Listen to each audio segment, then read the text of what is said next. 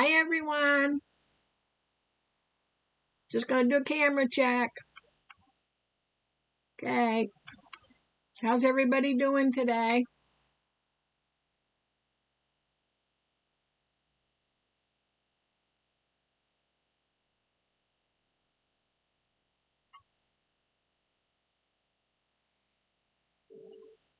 You'll need a couple buttons if you're going to sew along for the handle. I had my walking foot out because I've already pre-quilted my fabric. And I just finished a little video on how I quilted it, so I'll get that edited and posted for anyone that needs to, which led me into a total disaster, which I'll show you in a minute. It's actually kind of funny. So let's see who's here today. Or am I by myself? It was snowing earlier. I can't tell if it's raining or not.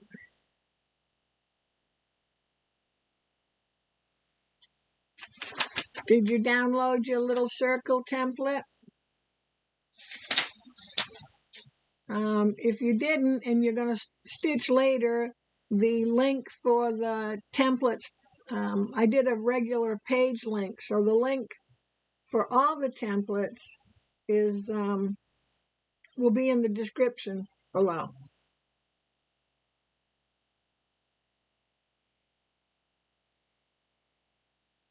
Oh, hi, Christine. Got buttons, see? So you can put your handle up and down. Isn't that clever? It's like, it looks like a pail.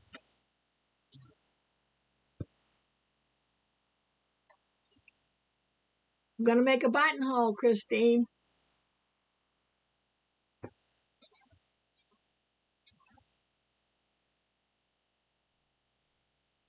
Yes, I flopped that around in your face long enough, didn't I? I don't need that anymore. Let's stick that back there. Hopefully I won't need those. Put my buttons over out of the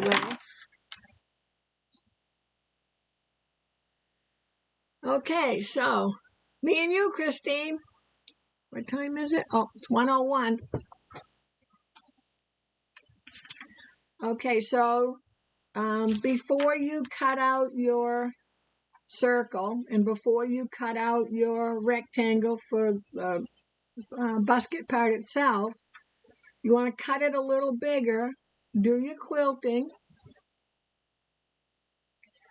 and it depends which way you hold this, what the quilting looks like, so it doesn't really matter on this. After you do your quilting, then put your template on and trace it out and then cut it out. I used foam. I used Annie's Soft and Stable Foam, Bosal, B-O-S-A-L. They make foam. It's very easy to sew through. A lot of people use it in bags, placemats, that kind of thing, because it's very soft, it's very light, it's really, really easy to sew through, but it gives body, because see,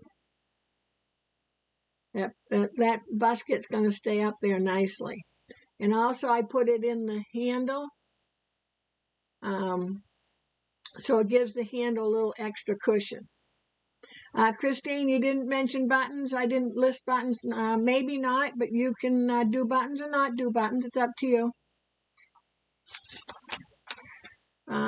I think it's easier with the buttons.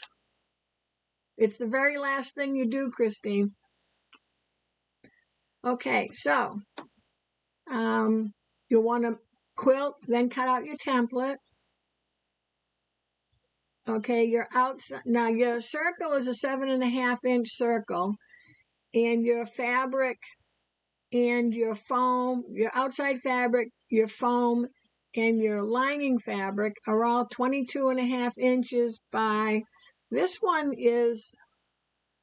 rather tall. So this one was the 9 inches. And it's pretty tall. Here's my hand. I have long fingers, so it's pretty tall. The one I cut out next, I did 8 inches. You can change your height all you want, shorter, longer, whatever, but you can't change the circle and the outside rectangle unless you figure out how to do it. And it's generally, it's not easy to figure out. It's generally, you take the diameter of your circle times pi. Remember pi? Not pumpkin pie. Pi. Pi. 3.14159. And then you have to add seam allowance and all that.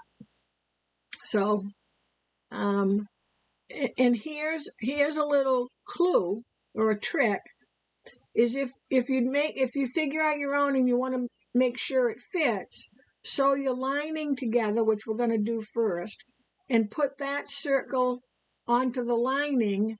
And then if there's adjustments that need to be made before you cut out your quilted fabric, it'll be much easier to adjust that way. That's what I would do.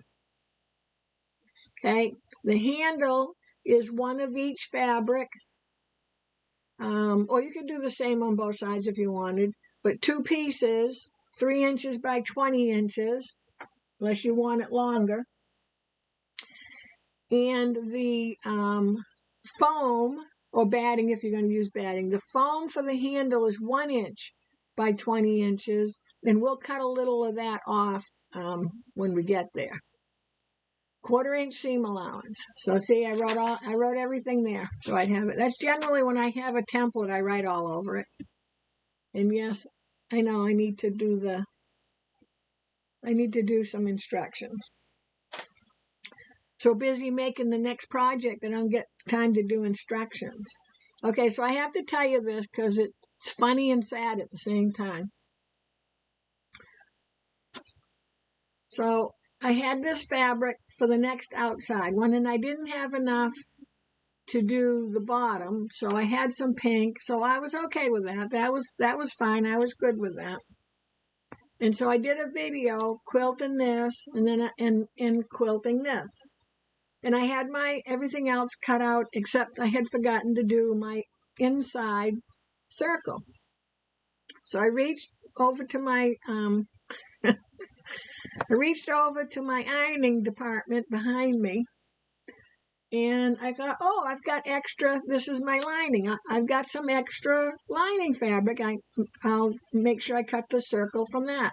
So I drew it out, and as I'm cutting it, I'm halfway through cutting it, I'm wondering why I have so much carrot fabric left, because I only had a 1/4 yard. Well, it occurred to me, I cut the circle out of my inside lining.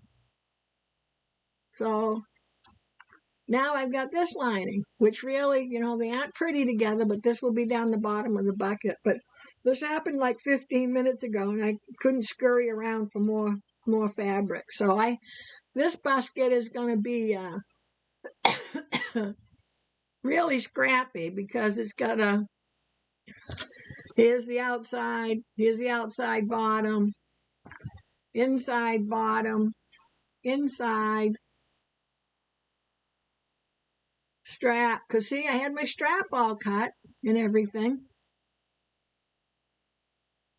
So there we have it. It's going to be a little Mod Podge of Easter delight. That's what I'm going to call it. Okay? So you should have all your pieces cut out. And if you're just following along, then you don't. Oh, you can find some, Christine? That's good. Thanks. Sorry about that. I have my moments. Like today. Okay, and if you want your handles longer, you can make them longer. I just used what I had left of my fabric before I did that mistake. Okay? So, let's see. We're working with a Microtex 70 needle, regular sewing thread. I'm going to take my quilted pieces, set those aside first. I was a little short on foam, so I had to stitch some together. That was okay. At that point, anything was good. We're gonna be sewing the lining and the bottom to the lining before the quilted part. So I'm just I laid my quilted pieces down with my, I need my foam out here. I laid my quilted pieces down, and I'm going to lay these on top of it. I tend to lay things in the order that I'm going to stitch it. So let me see if I can move that basket just a little bit. Okay, so here's our two handle pieces. Okay, and we're going to do this just like we did the, what did I call that last basket? I forget. I don't remember. Basket with the handles. The one we did, not last week, but the Saturday before. So that would have been 14 days ago. So around February 13th, we're doing the handles that way again. So 3 inches. And of course, you can, I always say make one and then adjust it to how you want. But that seemed like a pretty good size handle. I really do like the way that goes up and down. Because, if you're going to put your Easter goodies in there, you don't want the handle in your way when you have a big chocolate bunny to get out of there. Okay, so we're going to have right sides together, and we're going to stitch down the long side 1/4 inch seam allowance. So you can pin yours if you'd like. I'm not going to, and let me see if I can move the camera back without tipping it all over to show you. Okay, we'll try that to show you how I hold my fabric. It's in other videos too, but let's see if we can do that. And we're just sewing straight down this long side 1/4 inch seam allowance. So let's go sew. And let's make sure that I've adjusted that 12 times this morning. So I'm gonna line up the 2 ends along here and along here.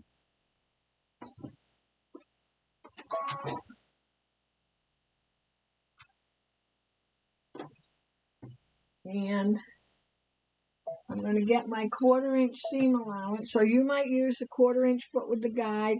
I have a baby lock brother, J foot, and I use stitch Q-02. It's a straight stitch. On some of your machines, the number might be different, but it'll be a straight stitch with a little letter P for piecing next to it. And you'll see that the stitching line going down is just a little right of center. And I can use the edge, just the inside edge of my foot. I can see the 4 on my 1/4 inch right there using my J foot. So thumb underneath. My palm is this way, my thumb, see, under there. And then I'm just going to turn it so now my palm is facing me. I gotta do a couple of little stitches for my third hand, my needle. And I just need to keep an eye on this being nice and even. And off we go.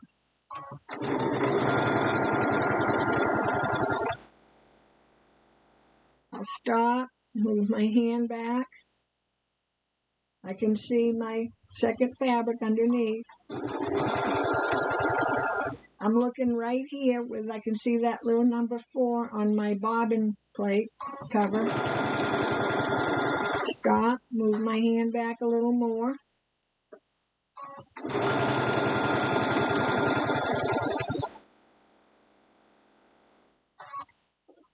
Make sure my ends are lined up.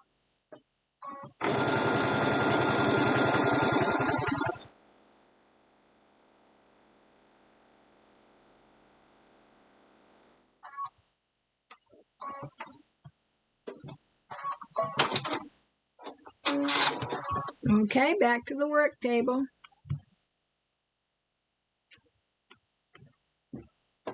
My mouse, I also dropped my mouse. so the left clicker isn't clicking to how it should. So we stitched, we have to press.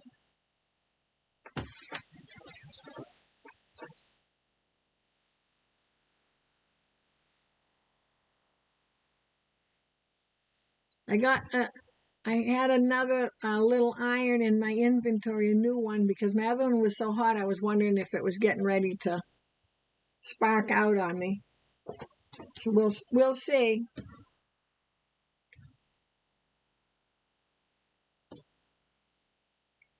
And I want to open this up, and I'm going to press the seam allowance open, and you really have to start it with your fingers because it's such a small seam allowance. And let's see how the roller works.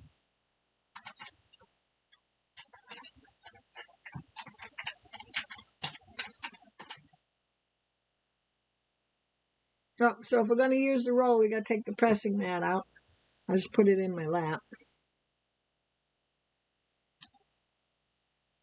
A lot of times when you use your iron, especially your big iron, it just is so, the seam is so small that the iron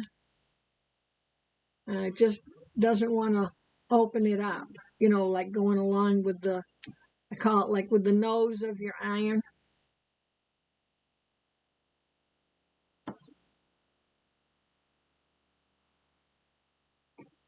But I'm still going to press it.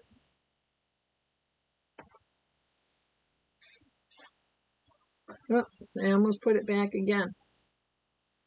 Because I want it to stay down pretty well. It just makes the next step easier.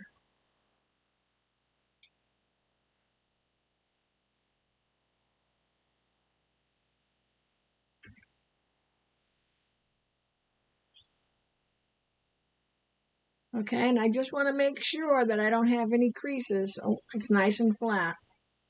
That would have been pretty lining, wouldn't it? Okay, so you're going to be on your ironing board, not on this little tiny mat. So it'll be easier. I'm going to turn it this way, and I know you can't see this edge. But what I want to do is I want to fold over, and it doesn't matter which side you do first. I want to fold this over, and I want to put it under that seam allowance that I just pressed down. And the reason I do that is hopefully, let me go this way. I'll start on this end because I've got to press at the same time. Hopefully, if you stitch nice and straight, if you press this, lift this, and put the raw edge, let me see if I can show you here. Put the raw edge, just butt it up against that seam. It helps you keep it nice and straight.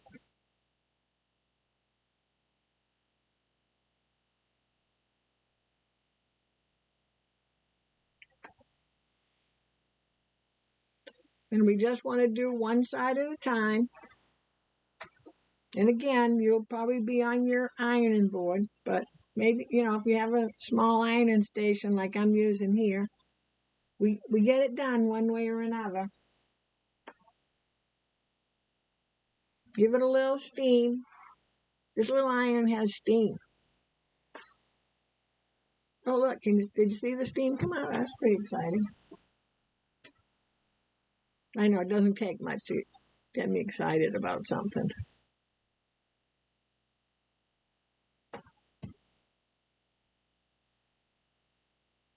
And just make sure you scoot it. I'm scooting it towards that center.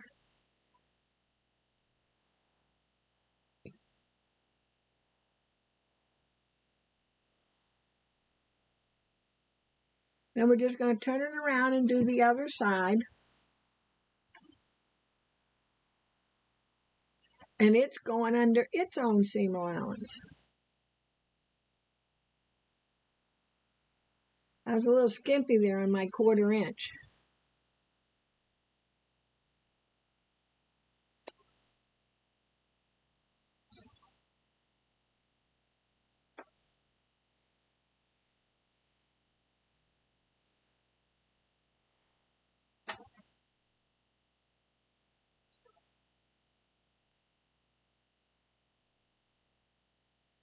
Everybody doing okay?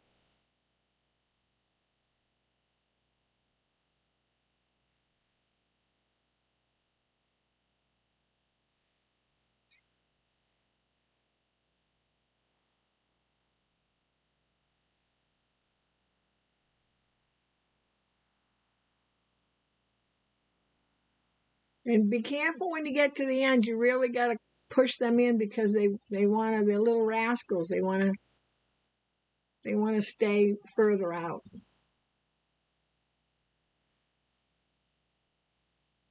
Oh, almost unironed. I almost unironed the other side. So now I'm just going down the whole piece. Oh, I'm going to do that end a little more.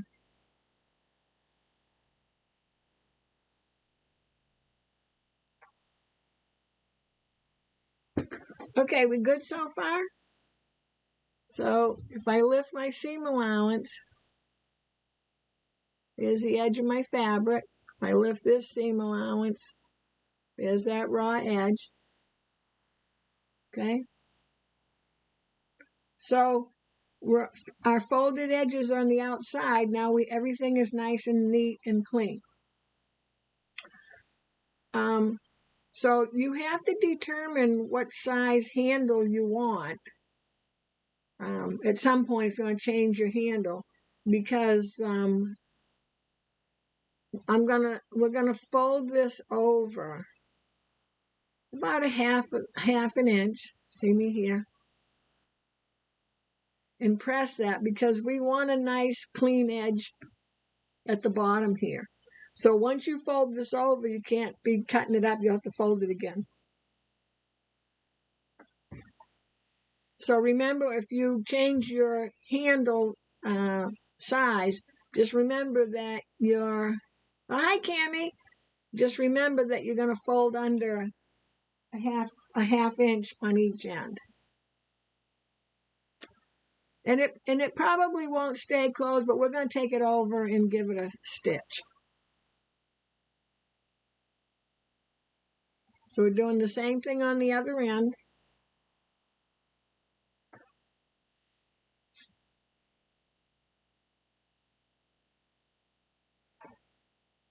Okay, now I'm going to show you what we're going to do because this is how I figured out, well, this is what worked for me. So we're going to put this foam on one side, but we don't want it hanging out the end.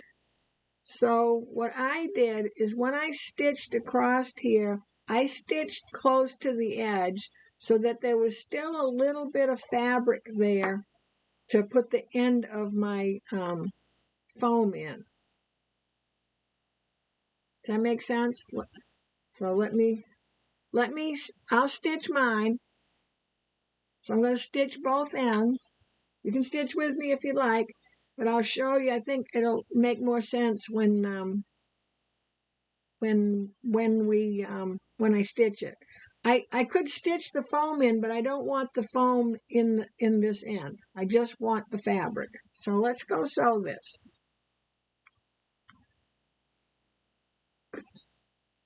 So I'm gonna sew it from the, oh no, I was gonna sew it from the wrong side, but I have a different thread in the top than I do the bottom.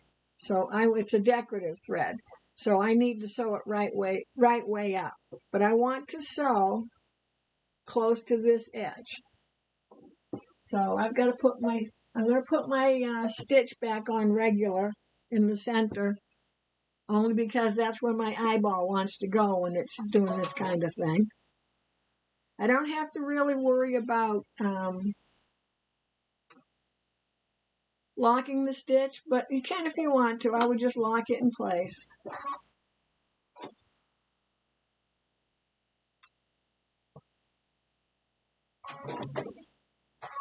Oh, I need to move over just a tap.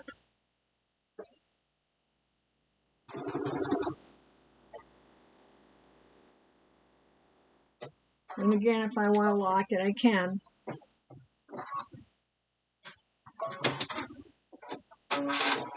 So let's see.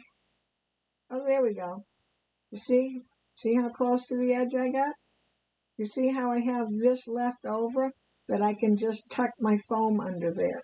This is going to be closed up, so it isn't going to show. Okay? So let's just do the other side.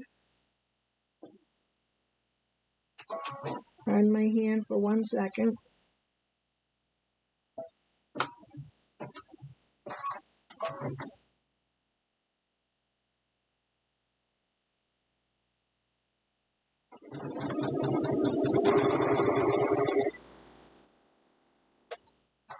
And you notice I held on to that fabric till I got done sewing.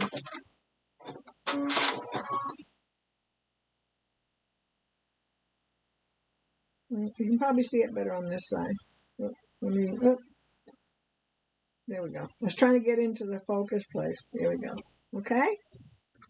So back to the work table.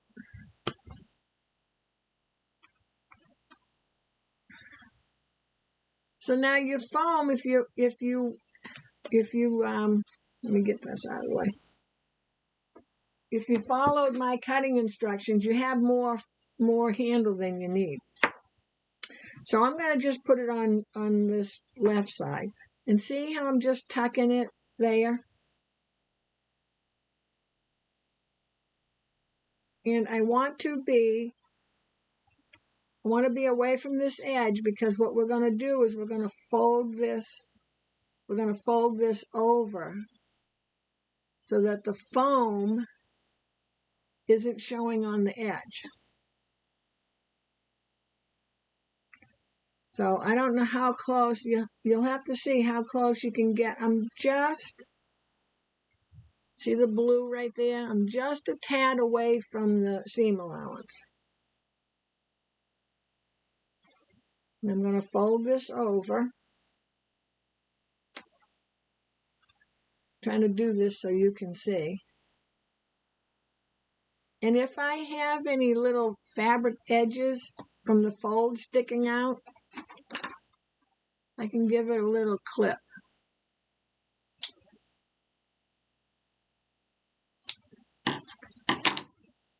And I have fat thread ends here.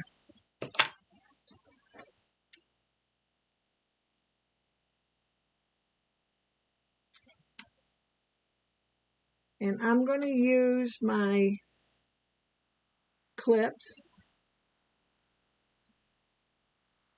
And I'll worry about trimming out when I get down the end. But I want to have a clip so that I've clipped my foam, so I'm not pulling it out the other side.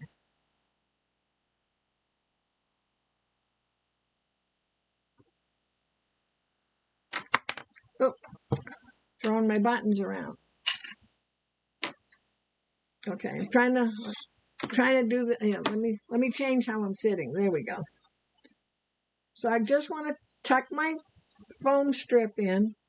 I want to make sure that my two fabric folds meet. And you can adjust this as you're sewing along as well, so you don't have to be perfect. I think you could pin, because the foam is pretty easy to... The foam's not too bad to get through, but I think I would clip. But I'm not going to clip every inch, because I can adjust as I go.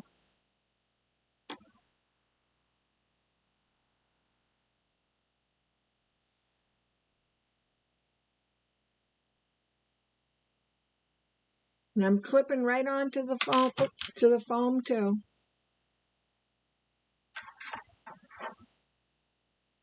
Okay, now I'm down this to the other end. And I don't want my foam coming out. I want to be able to tuck it in. So how can I put this so you can see? Okay, so there's my section I'm going to tuck in. So I'm going to cut it.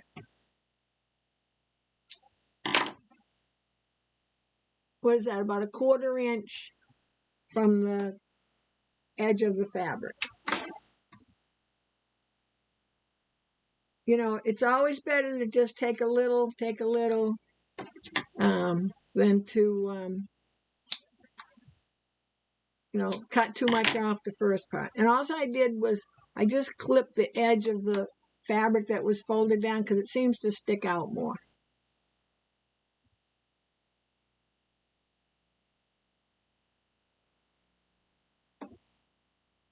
So I want to put my edges together.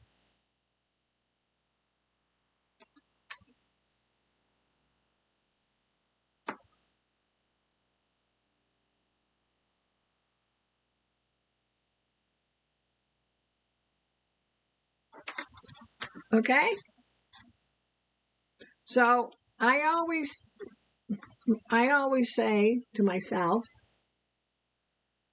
whatever side I'm going to have up is the side I want to stitch from, because I can see that and how that's lining up better than I can if it's underneath. So I'm going to turn this around because I think I want my carrot side up and stitch. So I'm going to leave this guy and this clip, I'm going to move him over because I'm not going to stitch across there yet. I really want to stitch down. Okay? So what we're going to do, and we're going to stitch, it's our open edge. And just like we did before, in a couple weeks ago, we're going to stitch along this edge, and you can feel where the foam is a little left of where we're stitching. So let's go. Oh, let me move this guy down here. There we go. So let's go sew. Let me see if there's any questions. Oh, Christine, you like that kind of handle? I do too. Oh, hi, Linda. Haven't seen you in a while. Or chat with you in a while because I can't see you, but you know what I mean. Okay, so let's go sew. As soon as I find my cursor. Oh, there we go. It worked. And I think I'll leave the camera up there. I don't think you need to be any closer than that.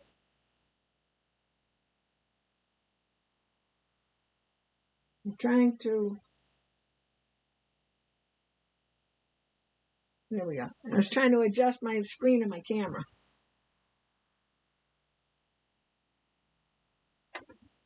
If you don't get to the very, very edge, it's okay because we'll be coming across this way.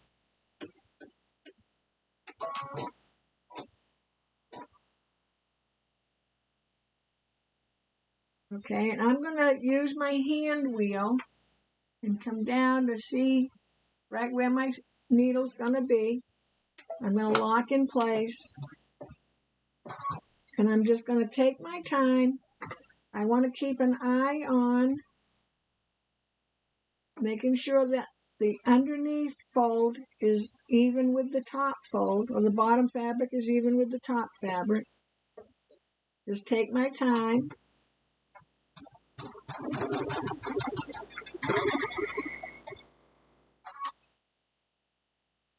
Stop and check.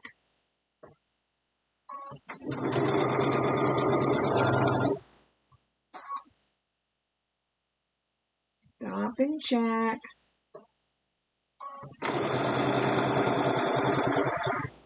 Just take your time.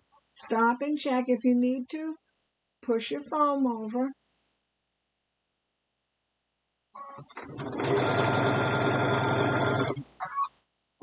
I'm really at the edge.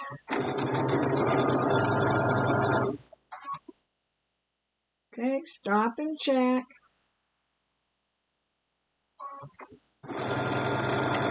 You see where my fingers are? My fingers are holding everything together.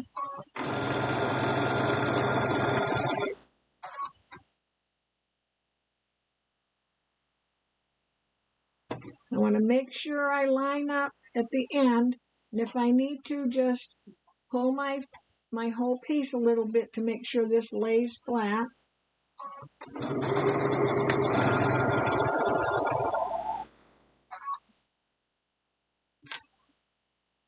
I'm hanging on. And then I'm going to do a locking stitch.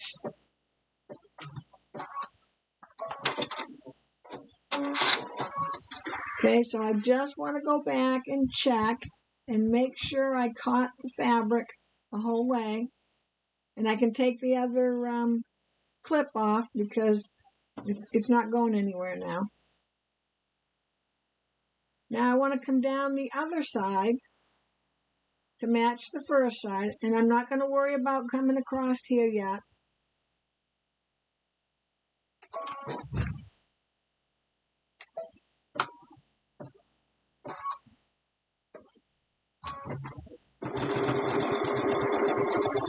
Now this time I am in the foam, and if you're using the foam, you'll notice it's really smooth.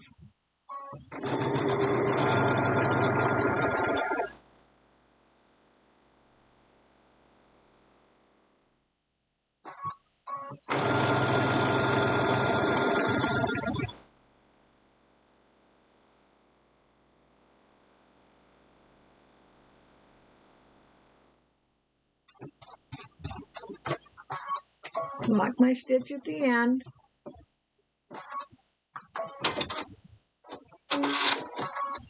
Now, on the busket I did, let me see, there, I did more stitching. So what I did was, let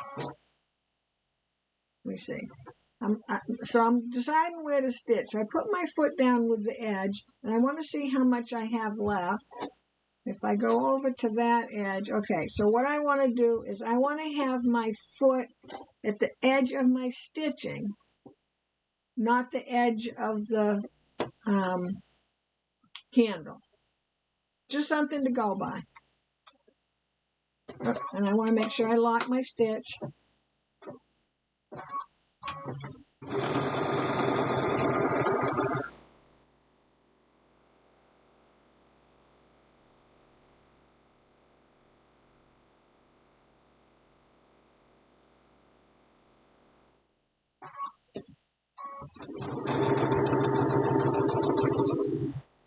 Remember, fast sewing doesn't make good sewing.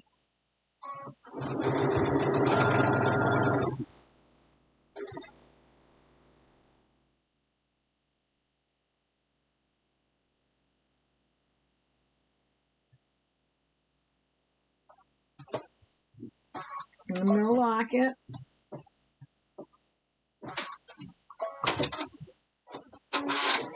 And I'm just going to turn around. Well, I'm not turning around. I'm going to turn the handle around. And I'm going to do the same thing on the other side. I'm running with the edge. The edge of my foot is at the edge of the stitching. Locking it. So your eye should be looking right here. Remember, if you're looking at the needle, it's too late.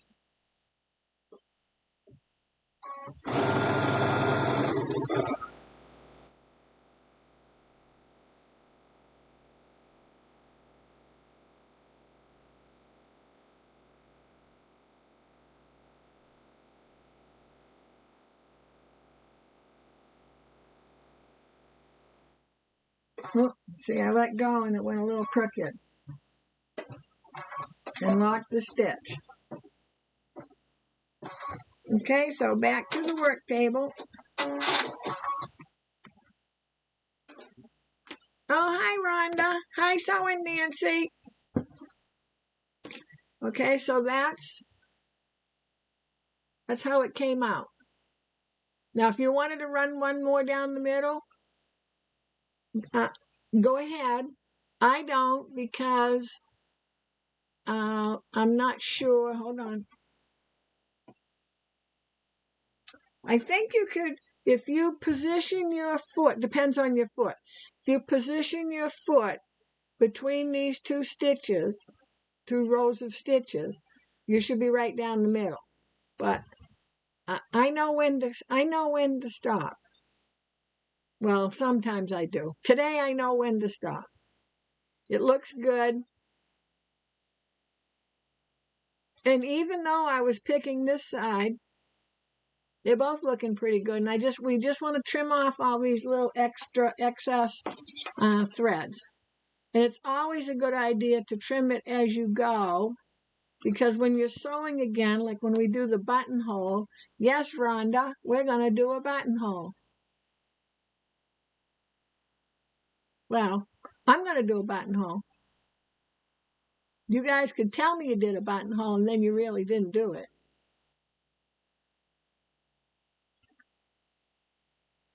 Now, I am a little crooked right there. Do you see that? But if this is my front, it's not going to matter. And that's why I told you, pick a side to be your front, because you can keep a good eye on it. Okay? So you can't see the underneath here, especially with the button and the buttonhole there. Okay? So our strap is done for now. We'll build up courage to do our buttonhole. So if you're not sewing along, but you want to sew the buttonhole just for practice, go ahead and get your buttonhole foot out and all that. And your instructions may be different. I'll try to cover them as best I can. But if you look in your manual on the buttonhole, especially if you have a baby lock or brother or a baby lock, they have some pretty good pictures. Okay, so I'm going to stick my handle in my other busket for a minute. Okay, so handle's ready to go.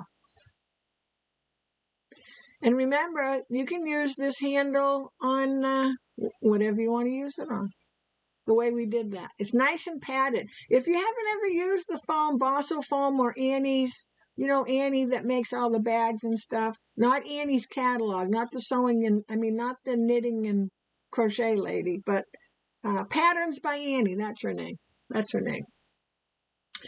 Okay, so now we're going to get out our lining bottom and our lining side. Rhonda, you missed out the whole ordeal I went through this morning and ended up with a hodgepodge of fabrics.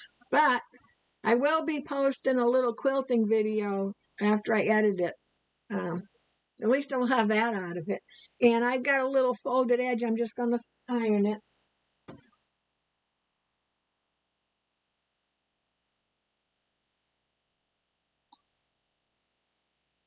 Okay. The other thing I really want to make sure, because I made this mistake, and we'll see how it goes, I had already cut out my pieces before I quilted them, which means now they're a little shorter.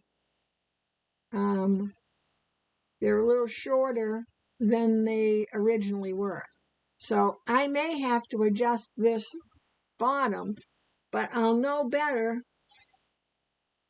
when I do this one, I hope. Something I was going to say escapes me now. Was important too. Right sides together. We're going to sew the short side. And we need to leave an opening to turn the whole busket right side out. So we're going to be sewing from this way. So, geez, I didn't even cut that. I didn't cut that very straight, did I? Oh, I know what I was going to tell you. I personally have this issue all the time where my lining just seems to be, can you see? It's like I got extra and I want it a little tighter. So I'm going to take a 1/2 inch off the height of my lining. 1/2 inch. You don't necessarily want to try this, but you know me, I'll give it a whirl. Because I find when I'm getting ready to do the top, can you see this right here?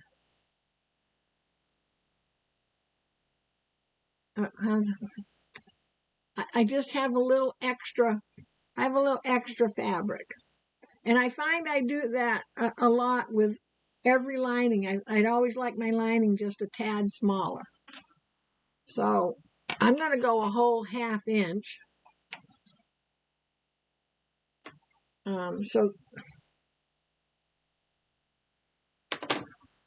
we got to check. I can't remember what I did this one. Okay. So that's 8 inches. So I'm going to make this lining 7.5. Now, that may be a little too much. We'll find out.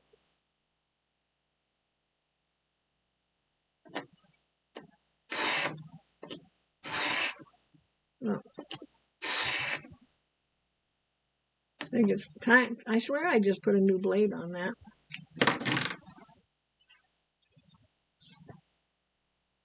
And do you understand? What about the bossel? No, it has nothing to do with the bossel. This, when I take a little off of this lining, because when I turn it up here, I'm pushing that lining down because I don't want it to show on the outside. So I've got down the bottom here, I've got a little extra. So it's just the lining itself. And don't do yours if you're not sure that's how you want it to be.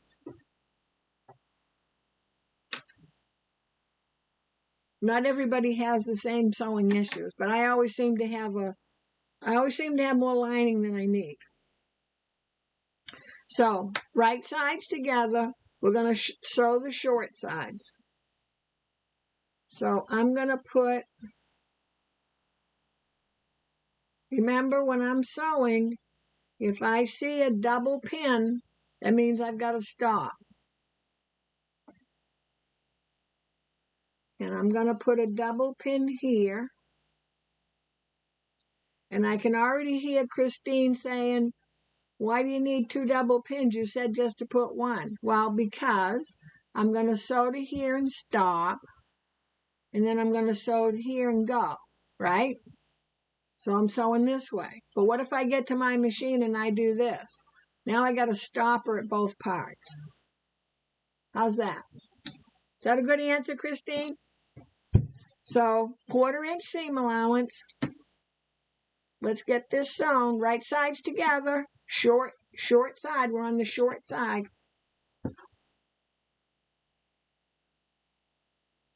And I am going to do a locking stitch at the beginning and the end. The beginning and the end.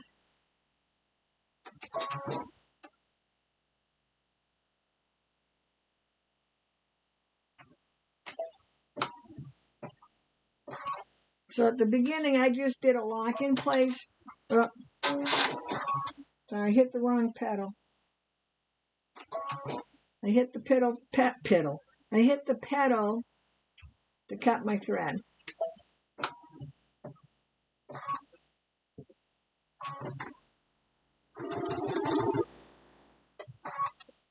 Okay, so I'm going to get up close to my pins. I want to have about 4 inches, so I think I'm good right there. And this, see, got my finger caught on the cable. This time I'm gonna do 3 back and cut. That gives me a little more strength. So now, Christine, watch, I can flip this over, start at the beginning and come in because I got my 2 pins again. Just make sure you got the same seam allowance on this part as you do on this part down here. Lock your stitch.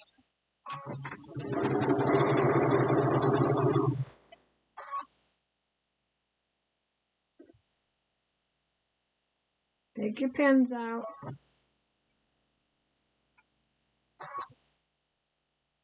Lock it. I did the stitch back. And now we're going to press.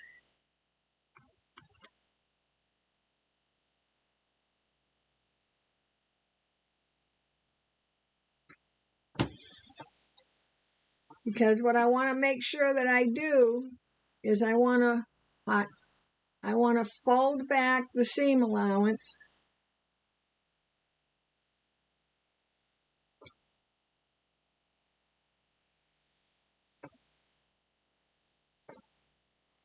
I'm going to turn it over. Or Let's do it this way. We'll do it the easy way. Let's open this up. And let's see if we can press our seam allowance open. And yeah, you're going to have a section where, so I'm going to press this part, that's the stitch part. I'm going to turn it around, press this part, and when I pull this fabric, it should make the seam allowance for the opening. So I pressed here in the stitch area, turned it around, I'll press here. When I put my iron down, that became my hand, and I just pulled my fabric a little ways away from me, just so it's taut, and that makes that seam allowance. So that when we turn it right side out, it's all nice and neat there.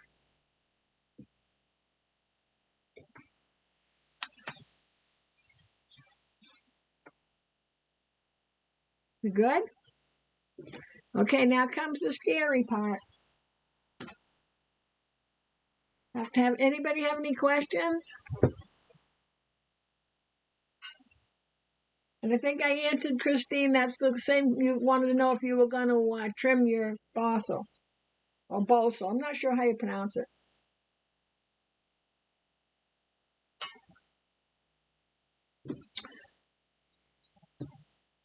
Okay. Of course, we need to be wrong side out again. But I wanted you to see how nice that looks. Come on. Okay, so we want to take where our seam allowance is and open it up. My seam allowance is right here. Open it up. And I want to put a pin right where that little fold I just made.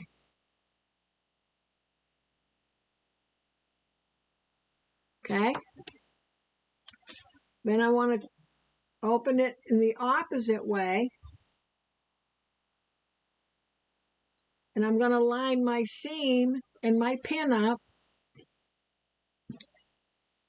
And let me see if I can do this way. I just want to put a little crease here. I can see my little crease. I want to put a pin there. I don't do well at folding it and put the pin in because then I end up with, part of the other side of the fabric of the fold. Little crease.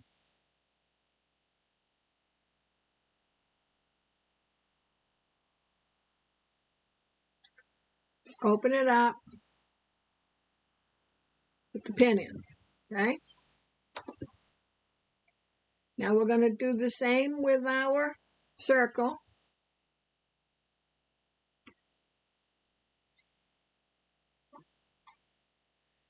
I want to fold it in half.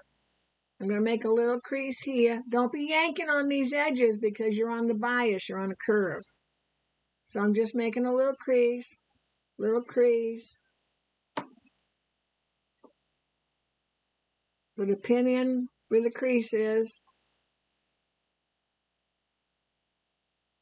Doesn't matter if you pin on the right side, the wrong side, doesn't matter because the pins are going to be moving anyway. Okay? So I got my 2 pins in.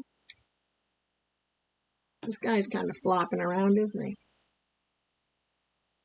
Now I'm going to open this back up. I'm going to flip it so that the pins are together. Make a little crease, little crease.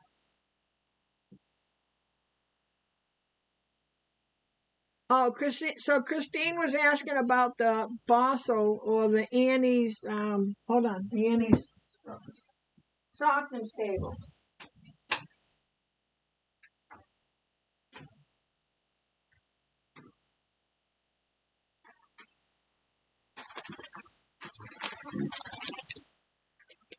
Oh, it's by Annie, soft and stable.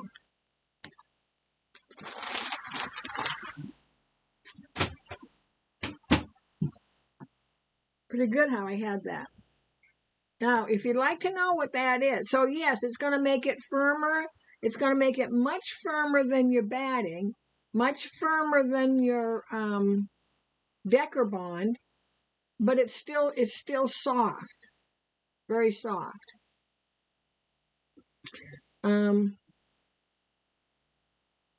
See, I was going to tell you something, I forgot again. It's one of those kind of days. So we're going to pin again in the crease.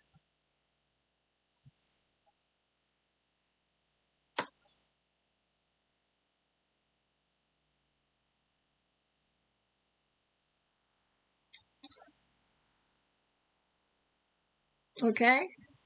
So and the pin doesn't have to be perfectly straight. So we got pins on 4 sides and pins on 4 sides. So, right side to the inside, but we're going to put right sides together. And I'm going where that seam is first.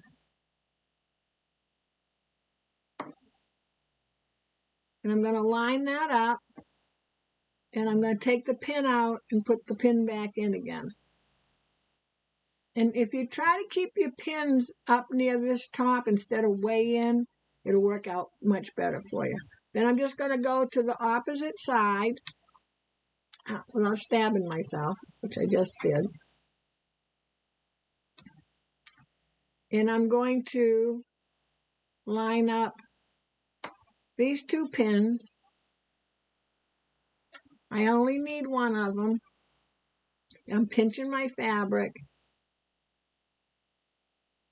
and putting the pin in. Then I'm just going to go to another set of pins. So that's between the left and the right. Line up those fabrics. Pin them together. Go to the opposite side.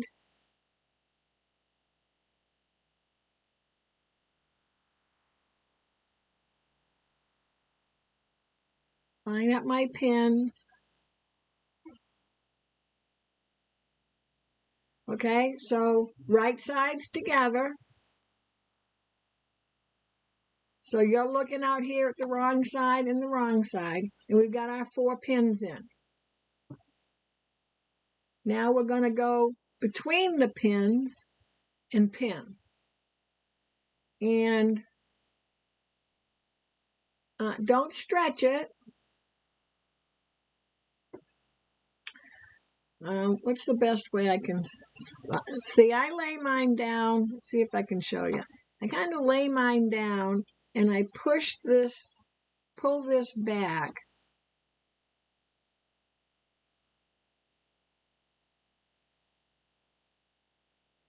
Or bend it. See how I'm kind of bending it?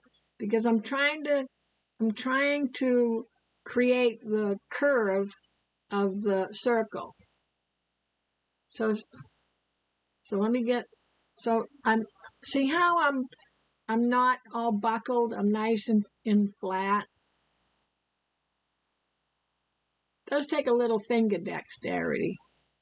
And once I have it nicely done, I'm going to put a pin in there.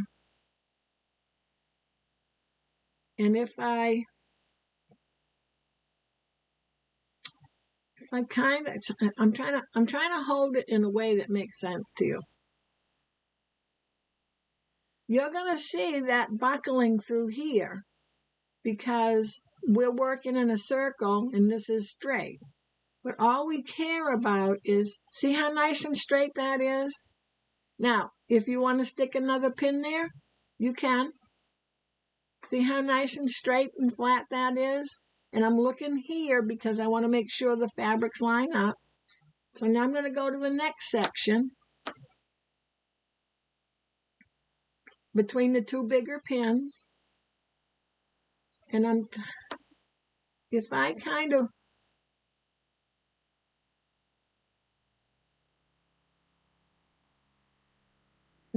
of pulling it, not pulling it, but kind of turning it.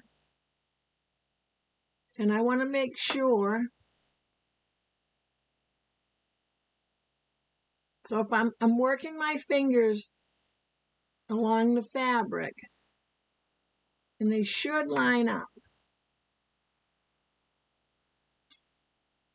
If you find you're doing this and you made your own instructions and you got way more circle than you do of your rectangle, then your rectangle is not long enough. So it might not, like if I just do this, it's not right. But if you see how it looks like it's bowed?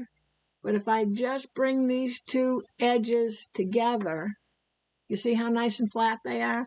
Because this part down here is making you think it's not right. Hope that kind of makes sense. I think it'll make sense when you're doing it. So if I hold this and I'm kind of just bringing my fingers in,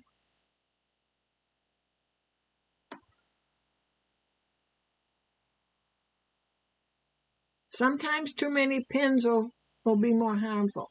All we care about that is nice and flat is the 1/4 inch along this edge. That's all we care about. As long as that's nice and flat, don't worry about this part down here.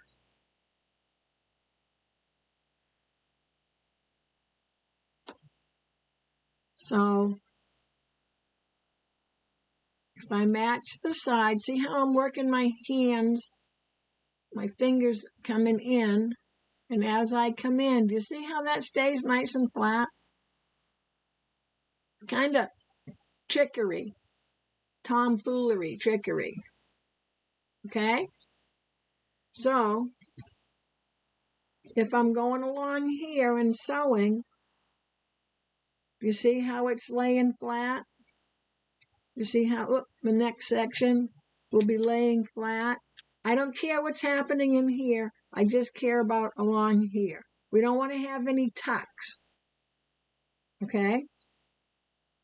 If your circle, sometimes you can stretch it just a little because it is on the bias, but you don't want to stretch it too much. So if your circle is too small, then this wasn't big enough. Does that make sense? Okay? And remember, this is your first round busket, and it's not your prom dress. So we're going to do the best we can. When we stitch,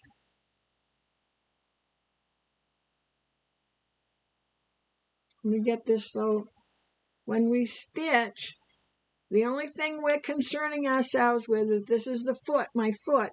I'm only concerning myself with a couple inches ahead, and then as I turn, you'll see it'll flatten out.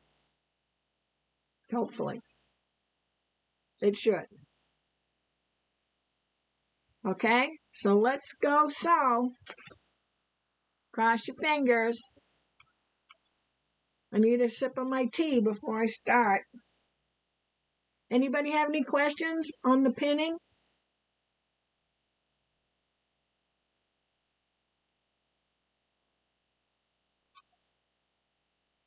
I don't see any hands up, so I think we're good to go. So I just want to find a spot between my pins. Oh, I got to stand up here. And you're going to have to watch your fabric because one or the other of them is going to misbehave. So I'll try to explain as I go what I'm doing. So I want to get my fabric under my needle or under my foot. And I'm going to take a regular healthy 1/4 inch. So I'm going to stay on stitch 1-03, which is your regular utility straight stitch. I'm going to use the edge of my foot because when you go to do your quilt one, because it's thicker, you may want to have that more. I found when I did it less, it really made a narrow seam. Now I'm going to lift up and see if, so let me put my needle down. Okay, so I'm going to lift up and see my carrot fabric, my top fabric, has pushed to my right. So I'm going to reach in, I'm holding down my bottom fabric, and I'm just pulling my top fabric to the left a little bit, and I'm hanging on to it.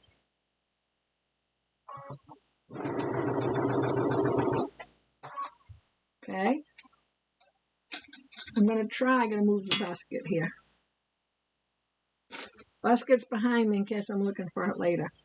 I'm going to try to just concentrate on the area right in front of me, couple inches. But I do want to keep checking to make sure that my underneath fabric hasn't left town.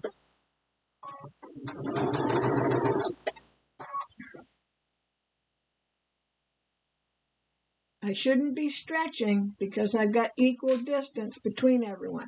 Now, can you see my left hand? I'm going to reach under because I think it's easier to pull that. I grabbed onto the carrot fabric.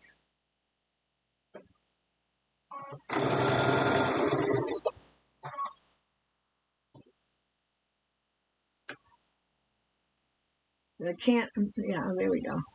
It's hard to grab onto it. There we go. Sometimes you'll notice I had a bump, but when I took my pin out, it just settled down.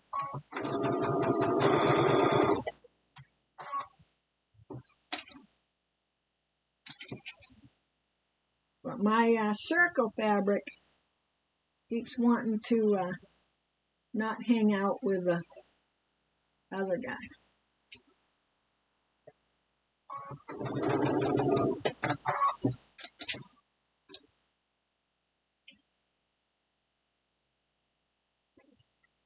And it is easier when you're not on camera.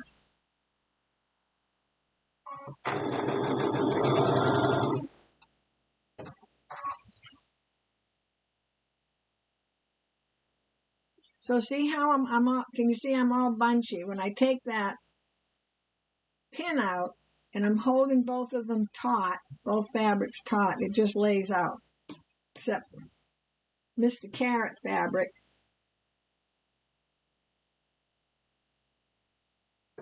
keeps going to the right.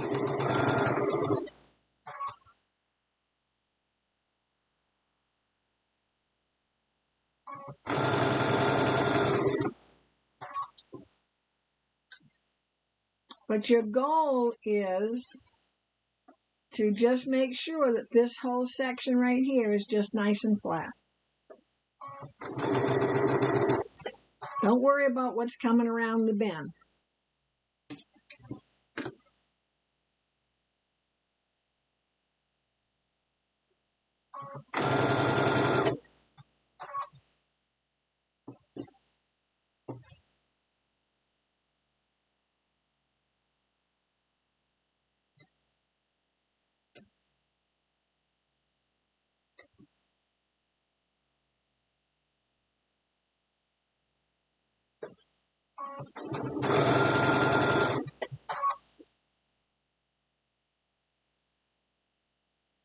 Everybody doing okay?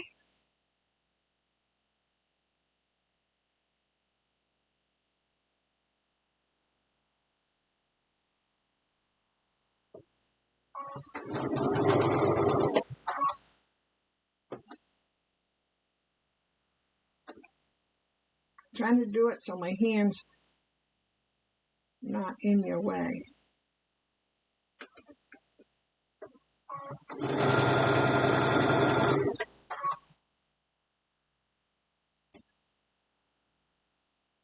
You got to learn to sew in a circle sometime.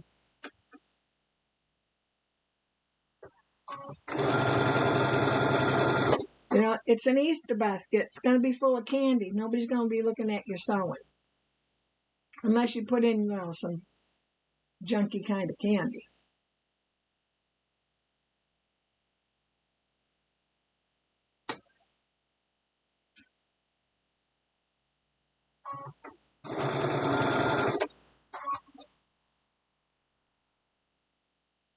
Should get a little easier toward the end. Make sure your seam allowance is open.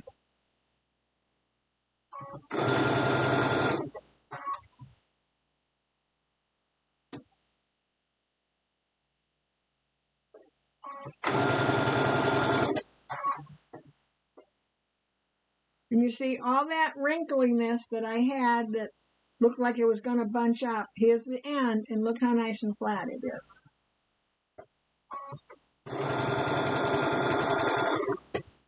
Make sure you lock your stitch.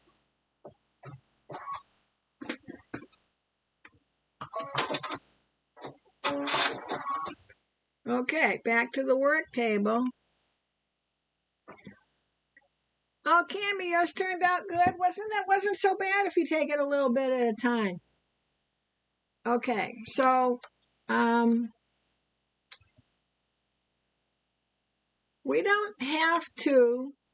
Oh, look, I didn't do good right there. So what I'm going to do is just to show you.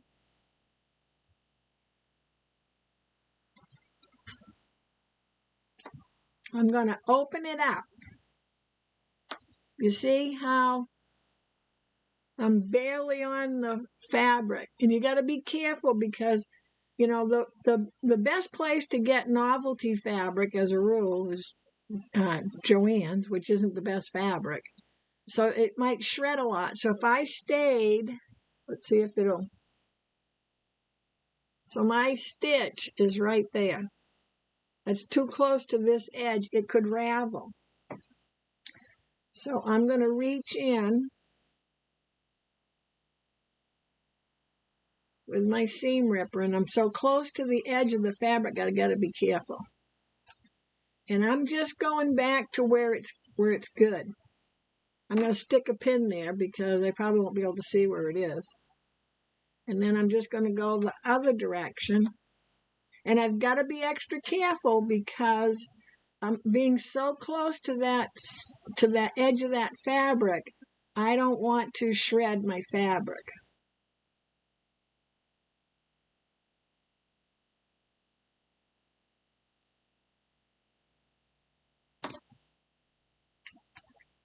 You can get really good with a seam ripper. And I'm just going to, well, I should get rid of the thread. That'd probably be a good idea. I don't want to fuss around with this fabric too much because it is on the bias. But see how it was off? So I'm just going to bring it back in it, and it's much easier now because the two sides are done. And I just need to bring that in where it belongs. So go ahead and check yours all the way around. And if you've got any little short place like that, and if you need to, peek in or turn it right side out and make sure you don't have any holes anywhere. So I'm going to go back, and because I'm stitching in the middle of something, I'm going to go ahead and do a locking stitch, starting on the stitching I already have, stitching around, coming over the stitching I already have, and do another little locking stitch. Oh, I guess you can watch me stitch, can't you?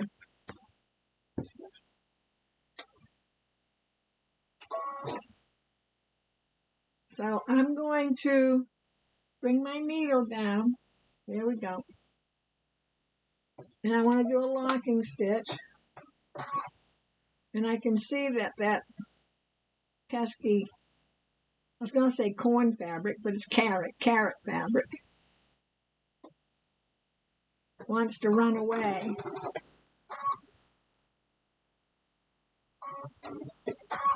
Almost fell over. I was putting my pin back on the on the left with my right foot on the pedal, and I'm only standing on one foot. Almost tipped over. So see how easy that is to just fix it.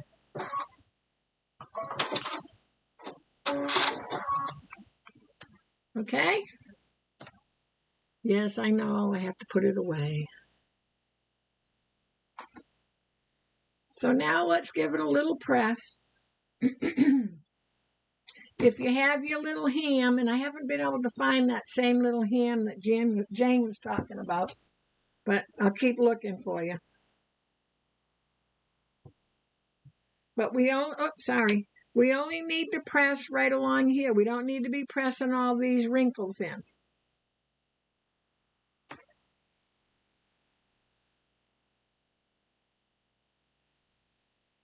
Oh, let me see if I can do it so you can see. I'm just pressing along the seam. I know my iron goes over it when you, there we go. How's that? Just going along the seam.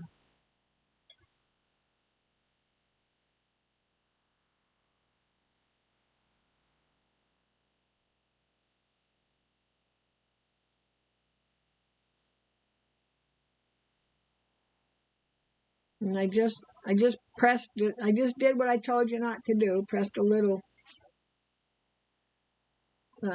crease in there.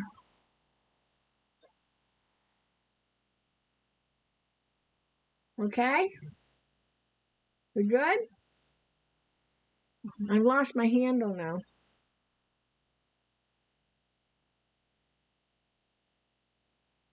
Well, I don't need it yet, but I lost it. Okay. Now we're going to work on, let me back up again. Now we're going to work on the quilted part. Oh, remember I put it in my basket. Jeez, it scared me.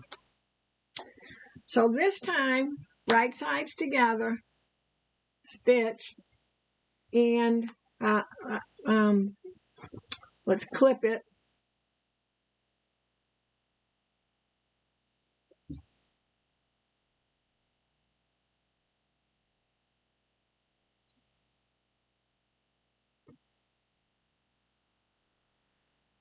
Now, we don't need to leave an opening. We only need to have the opening on the lining side. So we're just going to lock the stitch. The same stitch width as you did on this is what you have to do on this one. Okay? So stitch across, lock it, stitch across, lock it. We don't need to stop. Okay? Anybody have any questions? We good? Okay, let's sew. Oh, I had a little squeak in my voice.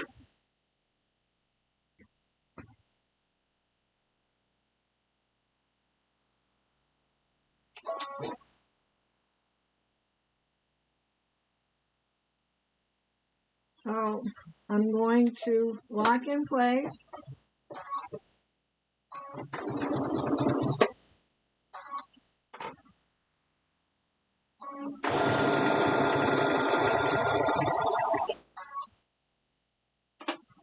Keep an eye that both pieces are lined up.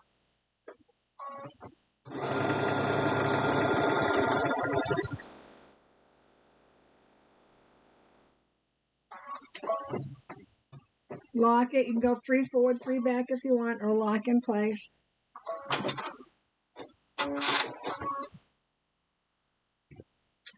Okay, everybody keeping up okay? Okay, Cammie, now you got to do the same thing again.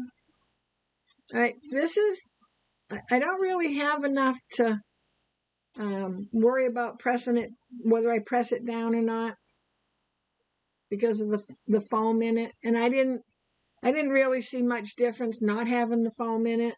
So we're just going to fold it so the seam is on one side. I get the pins out again. Oh, now you want to make sure if you have directional fabric where the bottom's going to be. Okay, so there's my fabric is directional.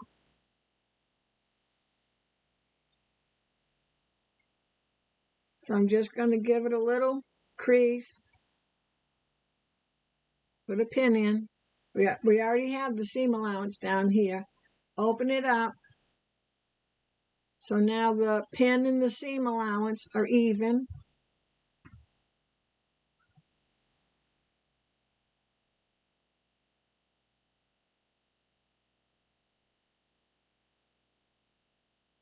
Little crease.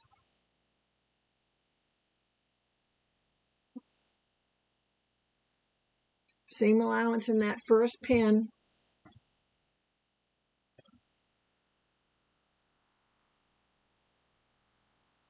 In this case, I couldn't get much of a crease, so I just stuck the pin in where it should go and then opened it up. Okay, so we got the 4 sections.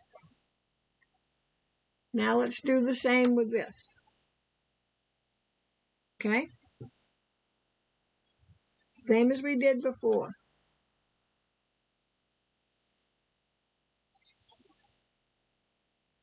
Keep covering up my own pins.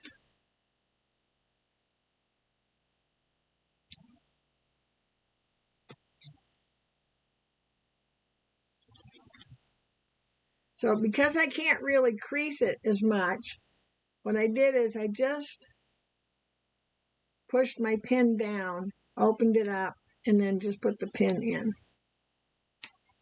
Now we'll match the pins up.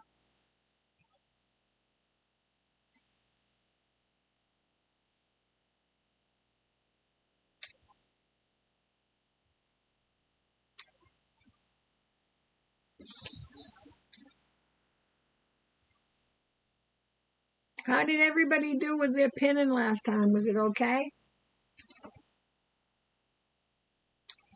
Okay? So we got our 4 pins. 1, 2, 3, 4. 4 pins. All right, let's double check. Make sure we're at the bottom. Double check. Even if you think you're right, double check. Okay, right sides together again. So the foam or your batting should be facing out to you. If you have a certain way you want this to go, that's up to you. I don't, so I'm just going to take one of the pins, match it up to the seam, and I think we're going to have to clip. Let's see. Yeah.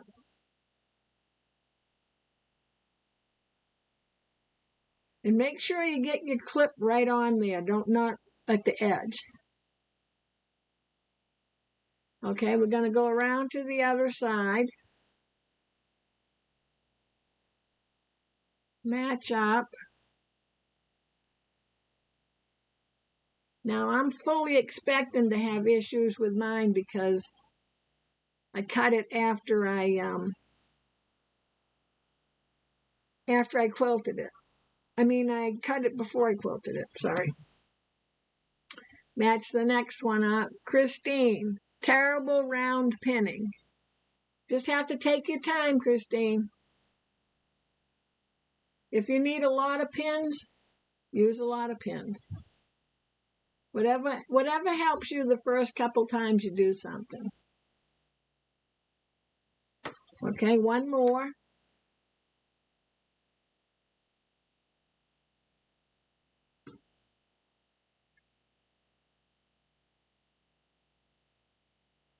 And it doesn't matter if I clip exactly where the pin was, that doesn't matter.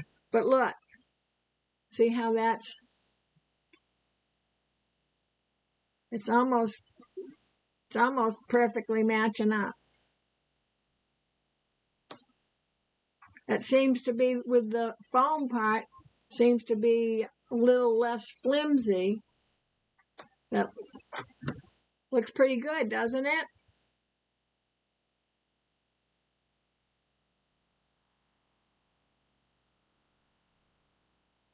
So halfway between the clips, let's put another clip. Halfway between the clips. It's looking pretty good naturally.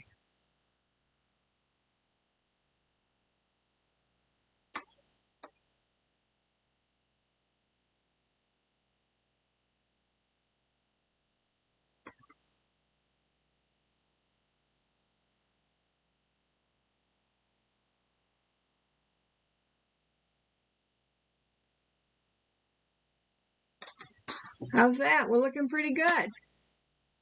Let me see if anybody has any questions. See if that was easier for you, Christine. Oh, dropping my clips. Okay, so now we got to sew this. This is going to be a little harder to sew. Hopefully you can see it because we got to kind of push down, and we're in the sort of in the tunnel. We're in here. But we just need to make sure that the part we're working on is nice and straight. Okay? So I'll give you a second to pin, and then we'll sew.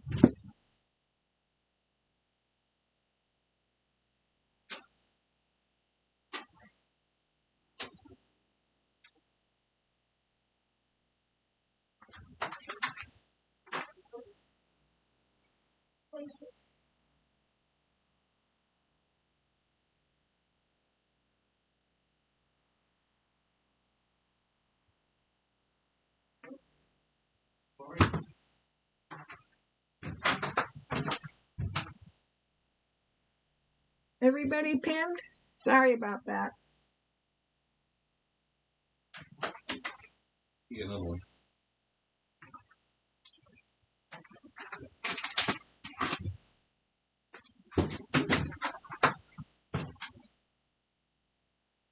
Sorry about that. Someone was at my door unexpectedly. Package. Okay, so we're just going to be working in this little tunnel.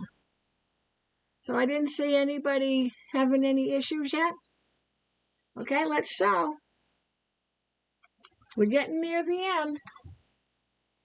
Okay. So we come in a little bit more. Will that be helpful? So I'm not going to worry about what's happening up here. I'm down here. So I just want to press this down and make sure that I'm lined up.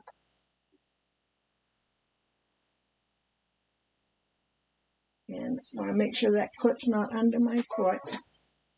My foot down, my needle down.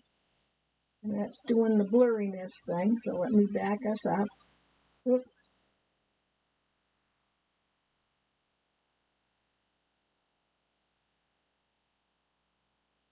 I think that looks good. I was just checking the other camera to see. Okay, I'm going to go ahead and lock just because I might be tugging a little bit. So I want to make sure, and I'm putting my hand, my left hand is inside the busket so that I can grab onto, see my fingers are right here, I can grab onto that top fabric foam. Okay, we're going to take our time. And remember, we're using the same seam allowance we did on the lining. And I want to just keep this area flat. So if I need to, see my left hand over here? If I need to keep reaching out and flattening that out, I'm going to take the time to do that.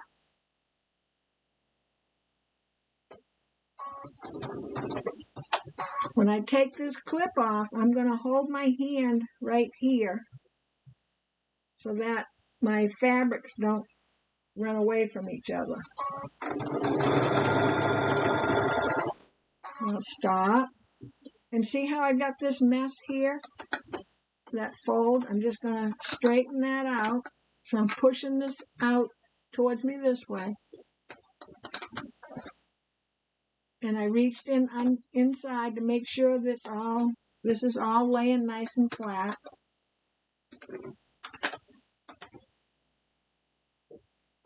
And this one's staying a little better, the top and bottom, than my lining was.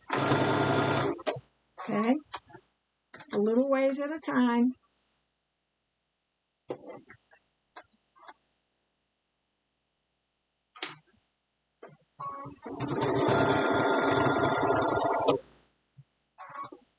Again, see how because my foam doesn't really want to move. So all I'm doing is I'm picking up and pulling it.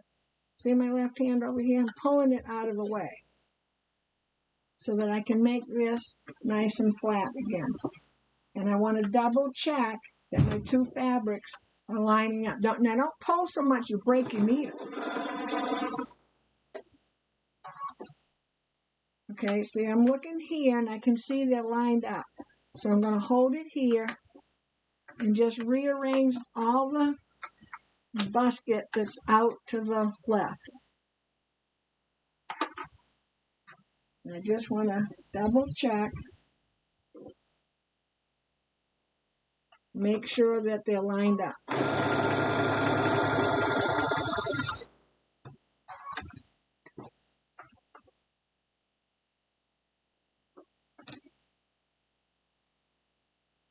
All right, so what I'm going to do, because I had this before, so I'm going to go ahead and I'm going to cut my thread, because I just want to come out and see. See, I knew I was starting to come off that edge, okay? So I'm just going to quickly, I'm going to take my seam ripper, and I'm just going to undo a section like I did before, because it was barely catching. So let's see if I get these two guys lined. Oh, wait a minute, a little longer, a little further.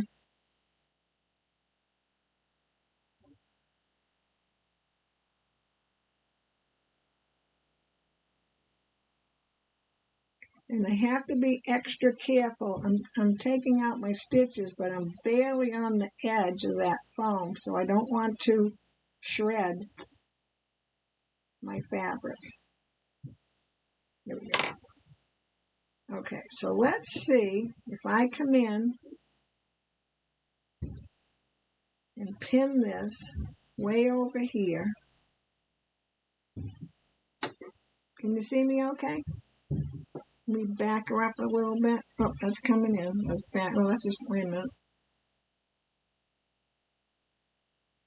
I'm matching it up, and then I'm going to come in further down. Oh, jeez, keep banging into everything. And put a pin in. Hopefully, it's far enough away. See, I'm far enough away from my sewing.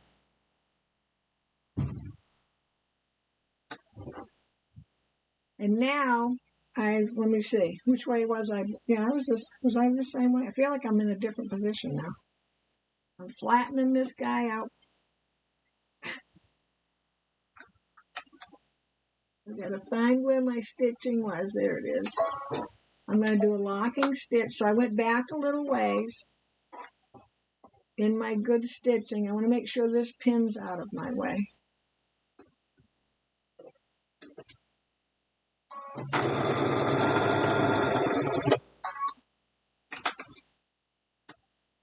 So even with my pin in, it still wants to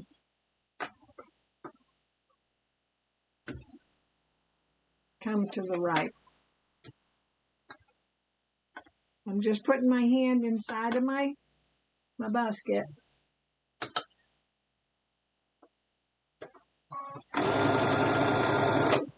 And I'm just going to go a little ways at a time.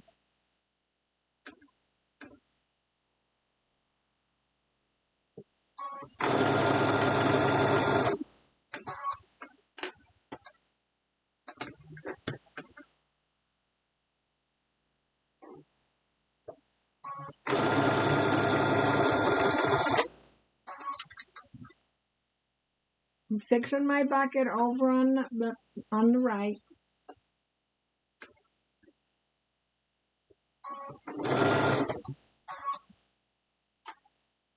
I can see I'm nice and lined up there, so I'm just going to pinch onto it and pull the rest of the basket out of my way.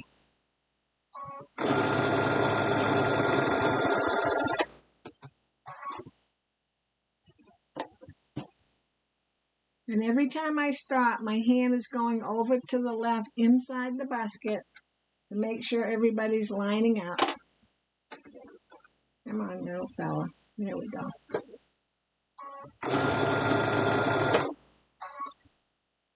Almost done. You can always tell when it's getting close to the end because it starts to behave itself.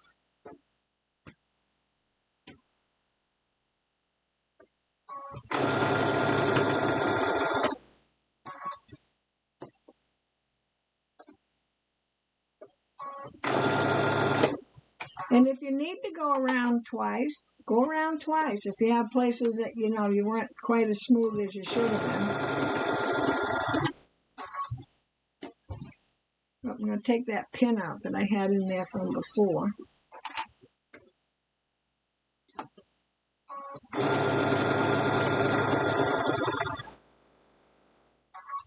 Okay, and then I'm going to lock my stitch. And let's go to the work table. Okay, how did everybody do? Okay? So I want to, I'm running my fingers around the inside. Hopefully I didn't, but boy, I got close with my foam, but I think my fabric's okay. So I want to turn it right side out just to look at it.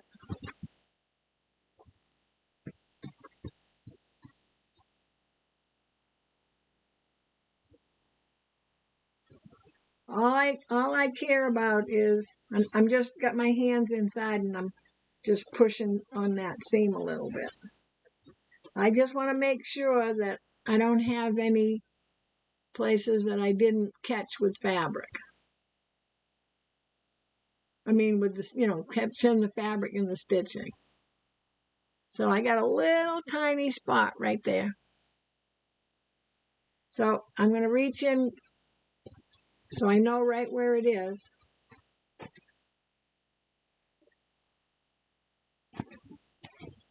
I'm still hanging on to right where that spot is. Looks like I don't have any stitch in there at all. And let me switch back again. I'm just going to come in a little bit, that one little spot. So I'm going to line up with my stitching,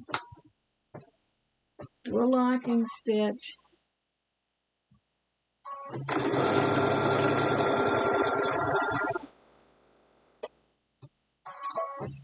Because I went 4 miles further than I needed. But I could see where I went in a little bit with my seam allowance. So actually all I ended up doing was making the seam allowance correct. Okay? So everybody got their little busket going? Okay? So we're going to do the same thing now. We're going to sew around the top with the lining. And remember, the lining has an opening. So we're going to do the same thing to line up. Let's just put a pin.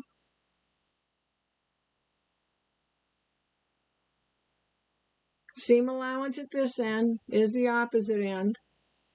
Now I'm going to take where the pin is, line it up where the seam is.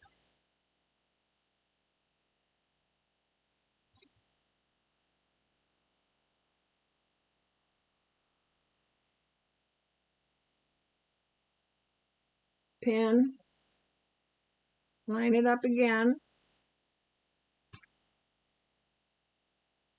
And I just reach my finger in to make sure that the fabric's pushed against the foam.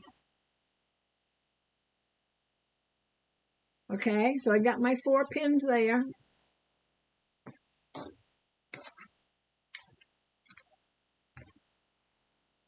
Now I'm going to take my lining. I want my lining right side out.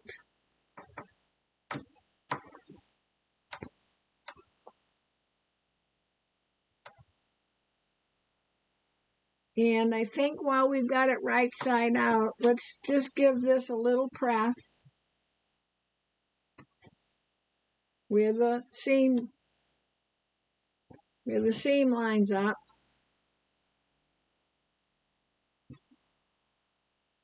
See if I can do it so.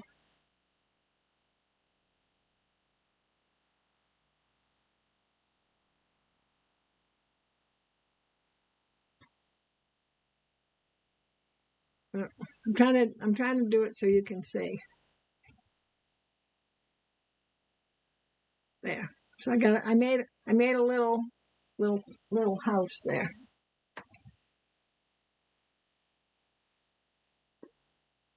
And I'm just going over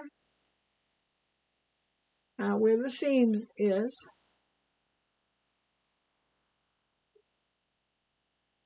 Just so it looks, now it looks much nicer there compared to this side.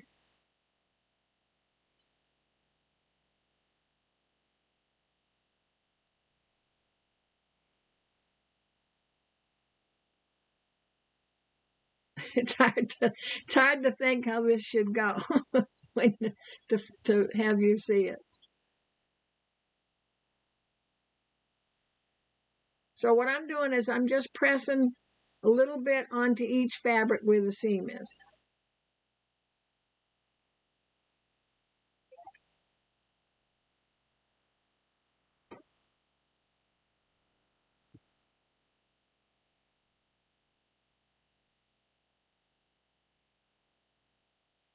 And yes, your hand would come in handy here. I keep saying I should get mine out, and I don't think of it until I'm.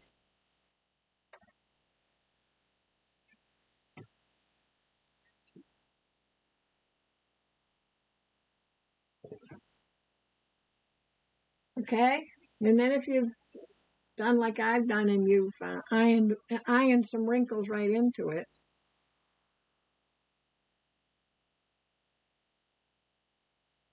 that part's easy.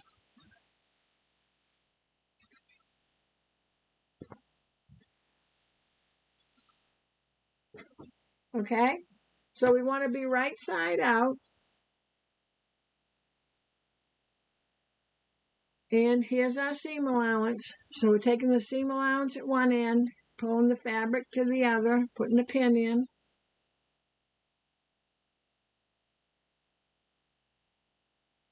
Then pinning the seam, matching. The pin in the right and left side. We're almost done. We get to do a buttonhole.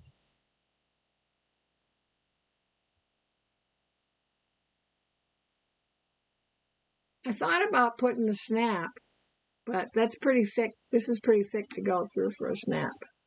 Okay, so now we get some of this stuff out of the way again. We want to line up. We're going to put the lining right side inside the basket, so right sides together. And I want to find the seam and match it up to the seam of the basket and put a clip on. Let me see. How am I going to do mine this time? I'm going to use my free arm this time because I didn't the last couple times. Then I'm going to find my pin that's opposite and line it up with the opposite pin of the basket.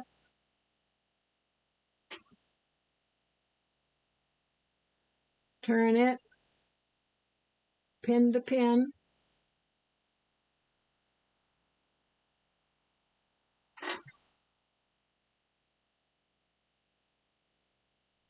And on the other side, pin to pin.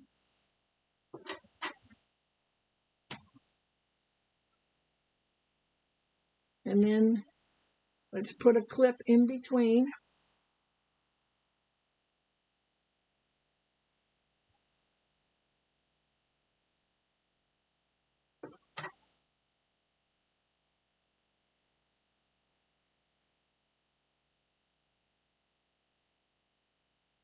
Let's see, I've got one clip left. Okay, I'm a little off here, so I'm going to adjust.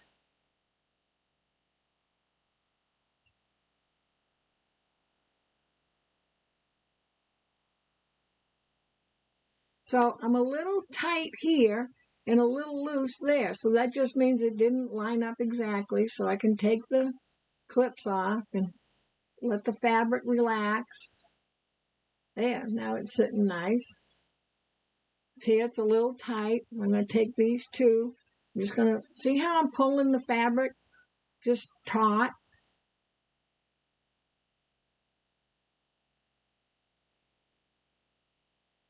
there. Now, well, that's the end of that clip. Okay, so it should be all nice and smooth.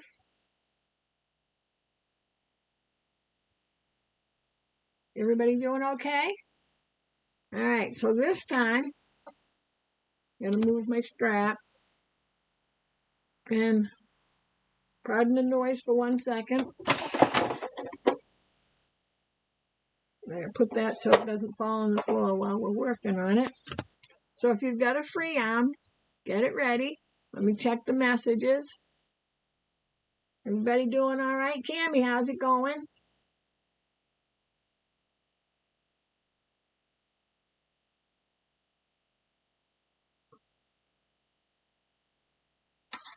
Okay, I was kind of going along a little slow today in case any of you are having little technical difficulties. So we're gonna, here's my free arm. And this is pretty, this is a pretty big opening, so there shouldn't be any issue there. And let's just find a place that's not the seam to start. And I've got a little, can you see this little piece right here? So I've got to lift my busket up over that. There we go. So I want to make sure it goes all the way in. If you can see right here, see where my hand is, my fingers are up down. So this on mine is under my free arm. See it? Here's my free arm. This is under it. And it's probably ½ inch or so high. So I just had to make sure I lifted my busket over that. And now, you know, it's freely moving. So we're going to take a nice hefty 1/4 inch. So I'm going to use the end of my foot. You could take a ½ inch if you wanted, but I think that might be a little more than need to. We're going to keep an eye on our fabric that's underneath. I don't need to lock the stitch because I'm going to come all the way around and stitch over it. But if you see my right hand is down here, I want to make sure that I've got plenty of fabric out here. I don't care how much I have back there. That's already, I want to have the looseness here so it doesn't drag and not stitch.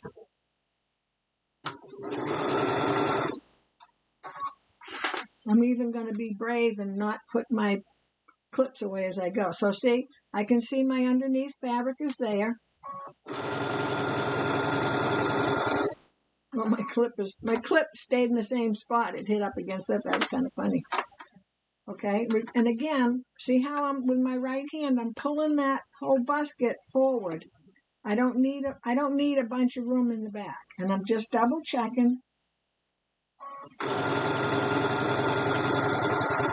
Lining fabric seems to be behaving itself. And again, I just stop and pull that fabric.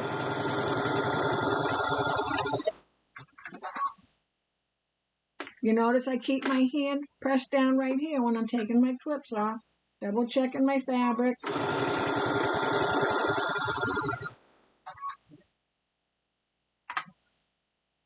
And I'm just putting a little tension on my inside fabric because my lining fabric is trying to come out past me now.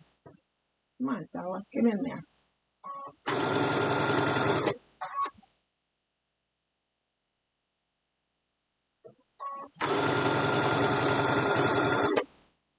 Okay, I'm coming up on my seam. It shouldn't be any issue.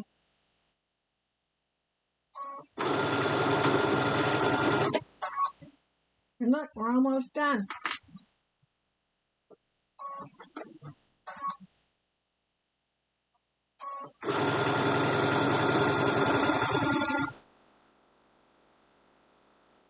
Okay, I went all past where my stitching was, right on it again. Did my locking stitch. Okay, back to the work table. Let's check. Everybody doing good? Cammie, good? Christine, okay? Oh, let me back this one. I feel like I'm too close. Or where are we there? Here we go. I guess because now let's see the difference in the height. Because I told you I cut this one, what, 8? Yeah, so there's a little difference, about that inch difference. I just wanted to try a shorter one. Okay, so I'm going to give this a little press, as you know how much I like doing that. And you're going to get yourself ready for your buttonhole. So I'm not there with you, and I'm just pressing down my seam.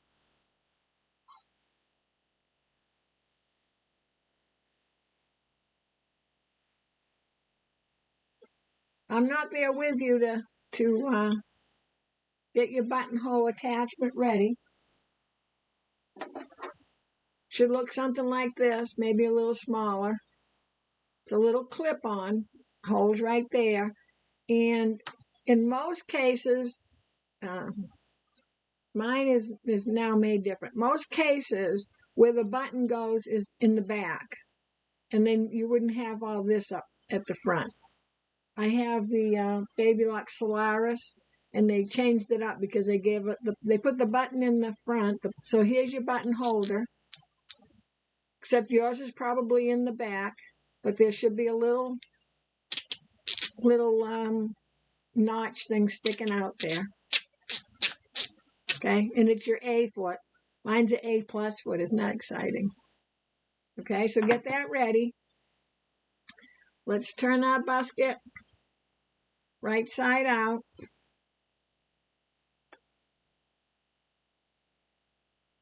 I don't know if I left the hole big enough, but I'm going to try because of the foam.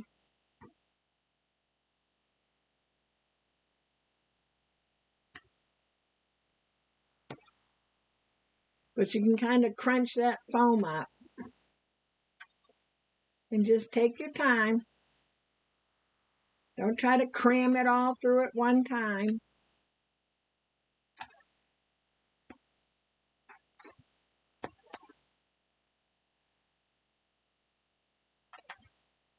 If you need to open the little opening bigger, but try not to, because sometimes it's just a matter of having a little patience. And see, instead of trying to jam this whole thing through, I just pick a little section and push that little section through.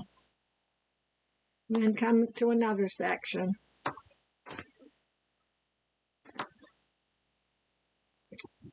And then all of a sudden, everybody's happy. I have to have enough room to get my hand in.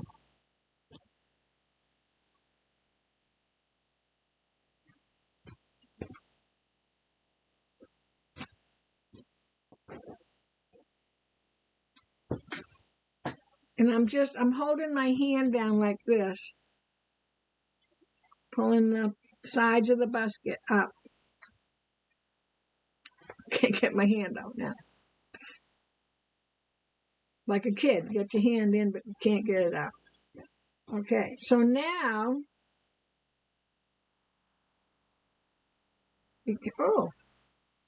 so now I don't have that excess. And actually, if I push down on my lining is just a tad above the bottom of the basket. And I'm fine with that. But as I was looking at this, because I did a bigger seam allowance, I did about this size, but my seam allowance is facing up. So look what I get. Just naturally, that's the lining fabric across the top. I'm going to leave mine like that.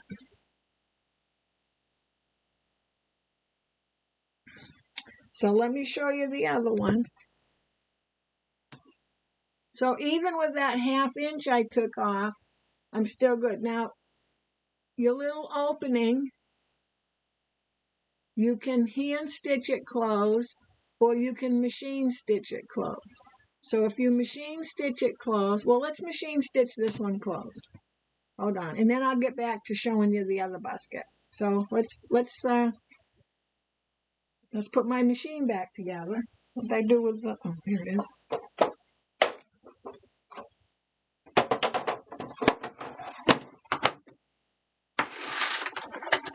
I'll be a good doobie and put those away later.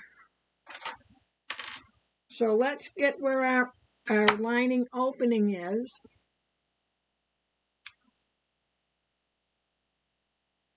And make sure, I would probably hand stitch it because it came out so nice. But in this case, I'm going to put a couple of pins in because I want to make sure that each fold, because you should have a nice neat fold there. Everybody got a nice neat fold there?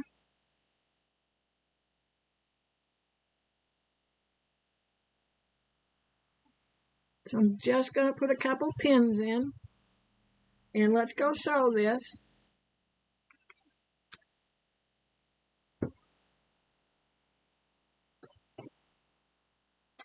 So so you can see, there's my two folds lined up. Here's where it ends. I'm going to come back a little ways before the opening. So here, see, here's the opening. I'm going to come back about a 1/2 inch. And I want to stitch close to that edge.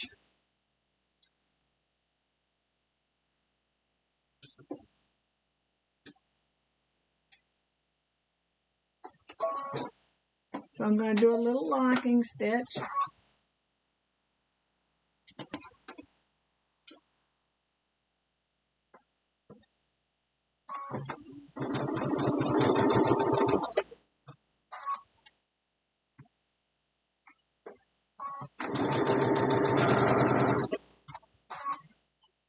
And I'm going to make sure I go past the opening, which is right there.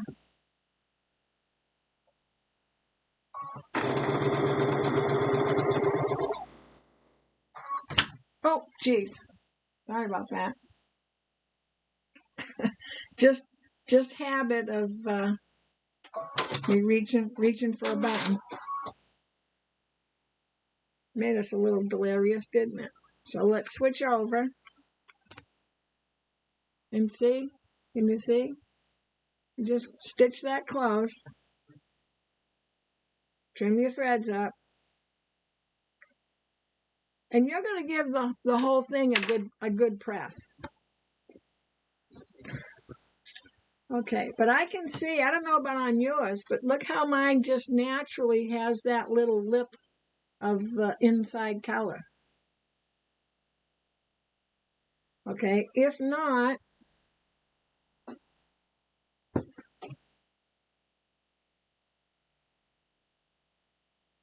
all right, well, this isn't going to be helpful because this looks like I have the other color, but it actually is part of the border fabric. So this is a border fabric because the inside is different. So I lined them up, you can see right here, so that the outside fabric and the inside fabric were together. Or the inside fabric, let me see if I can show you. So it's so minor. I can see along this top ridge the outside fabric. I don't want the inside fabric peeking up, okay? In this case, it peeks up perfectly. So I'm going to, if you had them even, like this, then you want to sew close to that edge. We got to take the free arm off again. Close to that edge, a top stitch, and that keeps that lining back. In my case, I'm going to stitch in the ditch, so to speak, because this is my front fabric, this is my lining fabric, this is really the seam between the two. So I'm going to pick that. So I put my free arm back on too soon. Oh my God, if I don't quit banging into stuff. And I'm going to go ahead and do the stitch in the ditch. Then we'll do our buttonhole. And I know I knocked the camera and kind of changed the angle. Let me make sure I can get the... And I'm going to start a little bit over to... you know what I need to do? You know what I didn't do? Rhonda, what didn't I do? I didn't press that.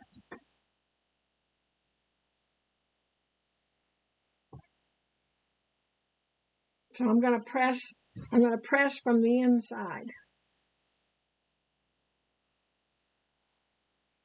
And if you have steam, give it a little steam. You definitely have to press it when you're trying to make them even. So if you want an edge like this is, just do a little more seam allowance and make sure that seam allowance is sticking up. And that's, hot. And that's what's forcing that to be up like that. Okay, so this iron is as hot as that other one. Maybe the other one wasn't on its last legs after all.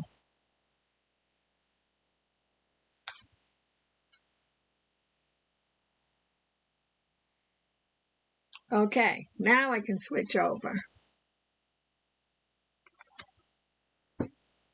Okay, did anybody end up with a little bit of their back fabric coming to the front? I want to make sure that I'm pushing that lining fabric to the left because I can't really see where it is. Okay, I'm not going to lock because I'm going to stitch across it. But my goal is to have this about the same width the whole way around. So if I was a good doobie, I would put some clips on there.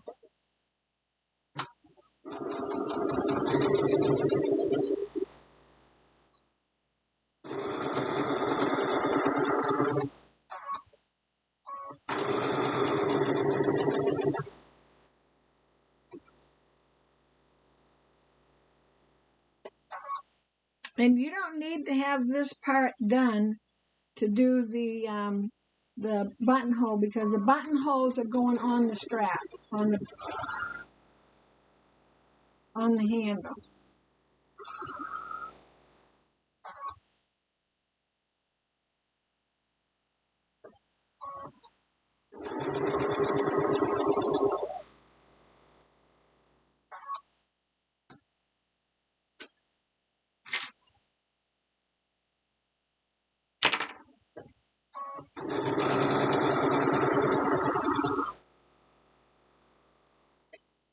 Okay, so my busket is done, except for sewing on buttons.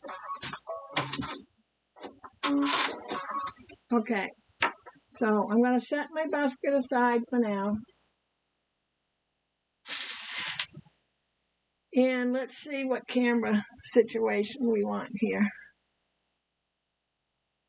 All right, let's try that. Now you're going to be a little bit more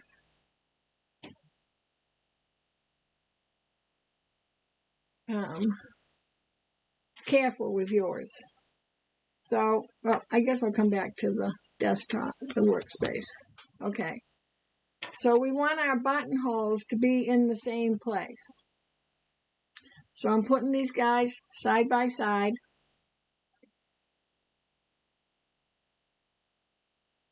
I know I had a marking pen out here 5 minutes ago. Here we go. And I'm going to use my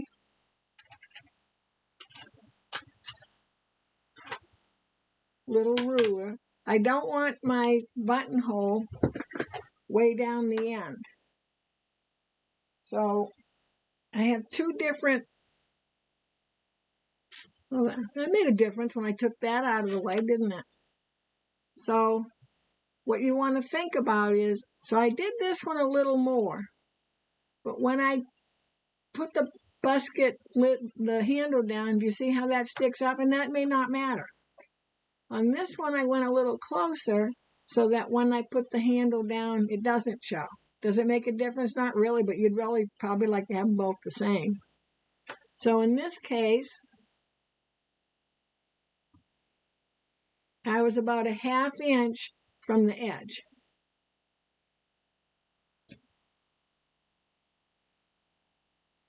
And I had to remember, because I usually sew my buttons on the machine because I'm not capable of getting it right.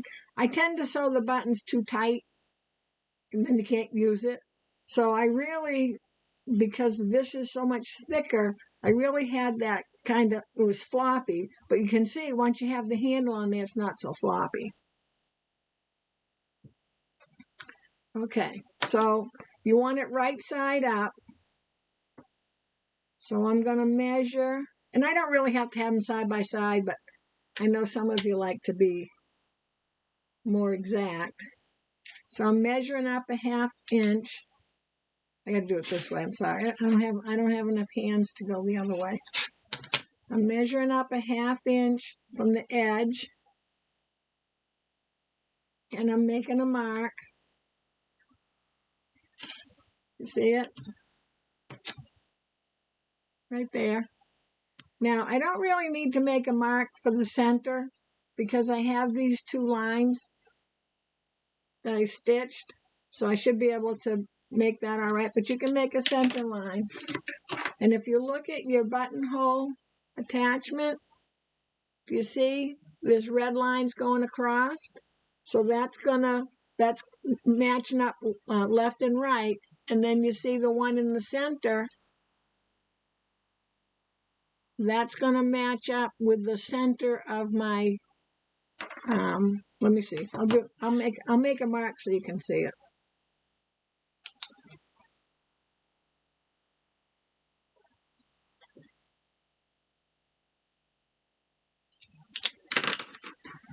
Okay. So there's my mark across and up.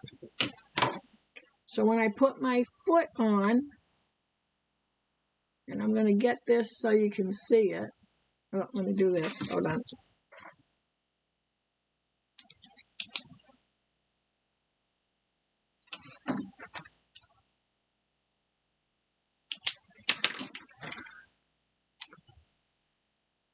So let me get it all lined up. And you see inside there's my line across, and then my up and down one are matching these red lines. Make sense? Because what's going to happen is your buttonhole's going to start here and go backwards. Okay?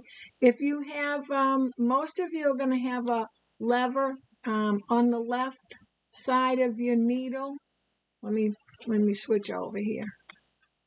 It should be like right around here somewhere that you pull down, and you have a little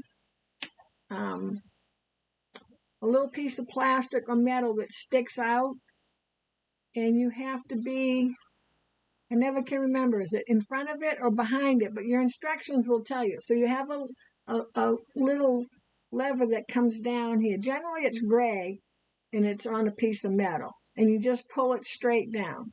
And then when you're done with it, you pull it back. That coming straight down, that tells the machine when to stop for the size of the button you need. Okay? So I'm going to take a button, and again, most machines now, the button goes in the back. This is just newer on the new machine. It's in the front. Yours will be in the back. And I just put my button in. Oops, wrong way. And it doesn't matter how you have the holes in it. It doesn't gonna matter. Just stick your button in there. Okay? And that's how the machine knows what size buttonhole to make. So it's a snap-on foot generally.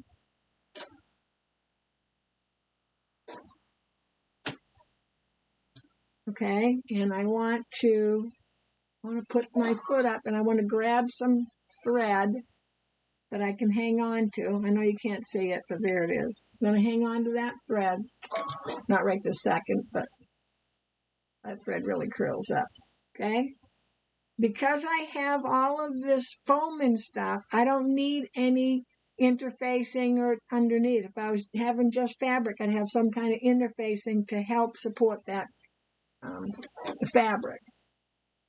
So I'm going to line this up.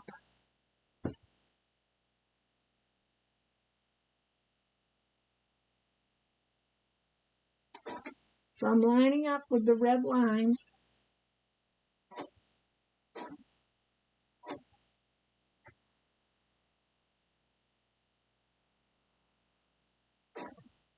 I've got to pick a buttonhole a buttonhole stitch, not a foot.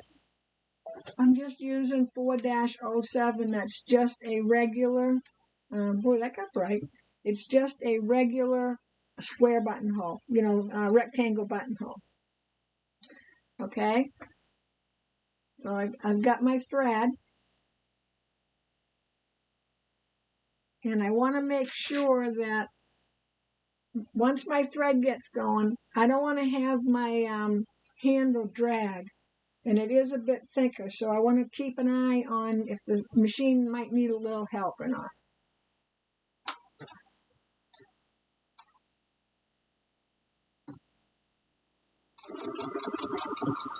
So I'm just going to stop for a second.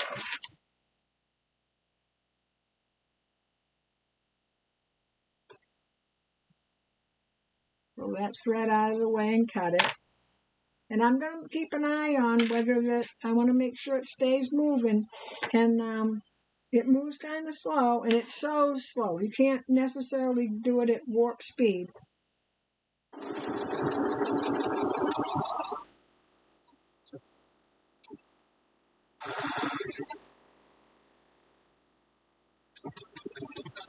So now mine's doing the zigzag up the left side of the buttonhole.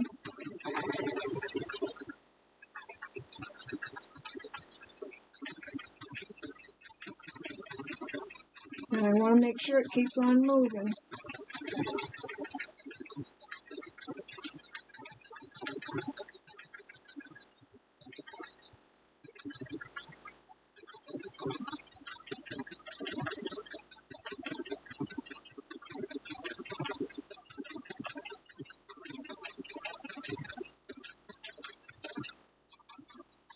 Now it's going to do the other side, and it kind of speeds up and slows down itself.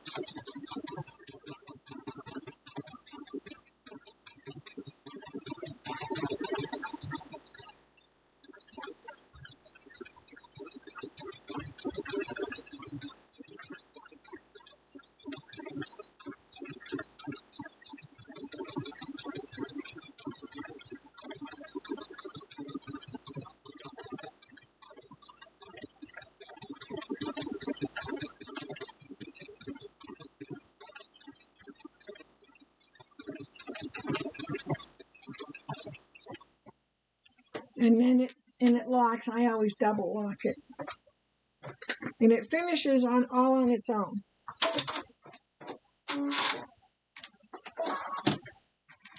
And you see how it snapped back to where it should be. So let's get on the workstation. Here we go. So there's my buttonhole. I had a variegated thread in. And see, there's my marks, how it started right on the marks I had and went right up. There's my middle mark. See that dark blue?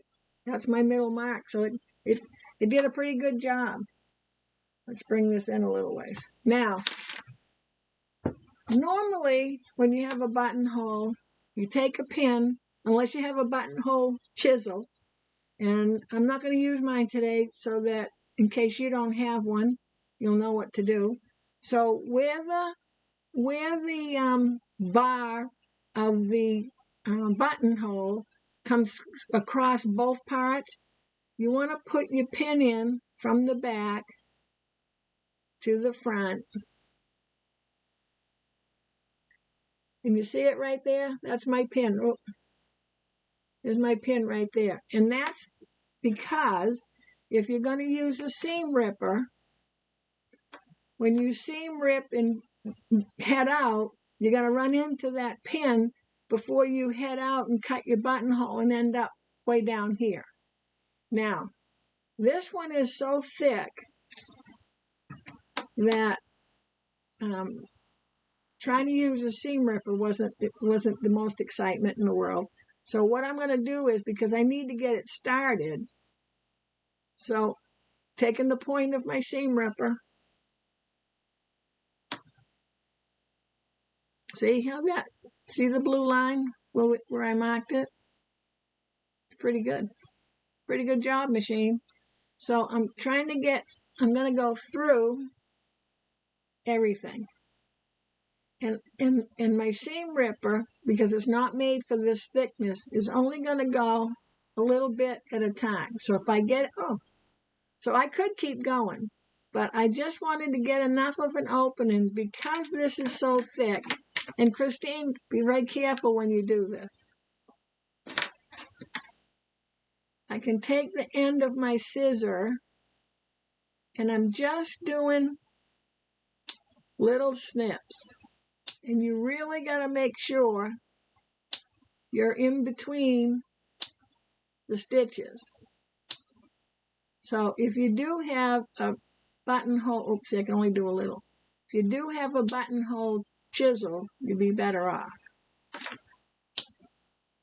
But we're going through foam. Now, if your machine doesn't want to make a buttonhole through the foam, then you would have ended your foam way up here and have this just be your fabric, though I probably would put a little piece of interfacing in there before we, you know how we folded it?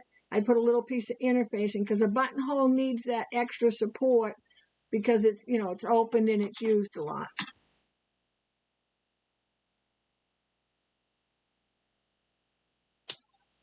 And you can hear the click of the scissors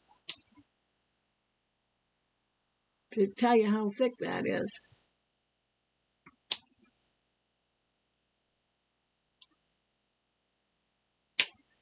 Okay, so there's my buttonhole. Now, don't try to use little snips, because if you use these little snips for that, those snips won't be worth cutting thread ever again. Okay? And then you just go ahead and do the one on the other side exactly the same way, because you marked them both, and you can see it pretty well lined up with it. Now, I'm going to take it to the iron. 1 second.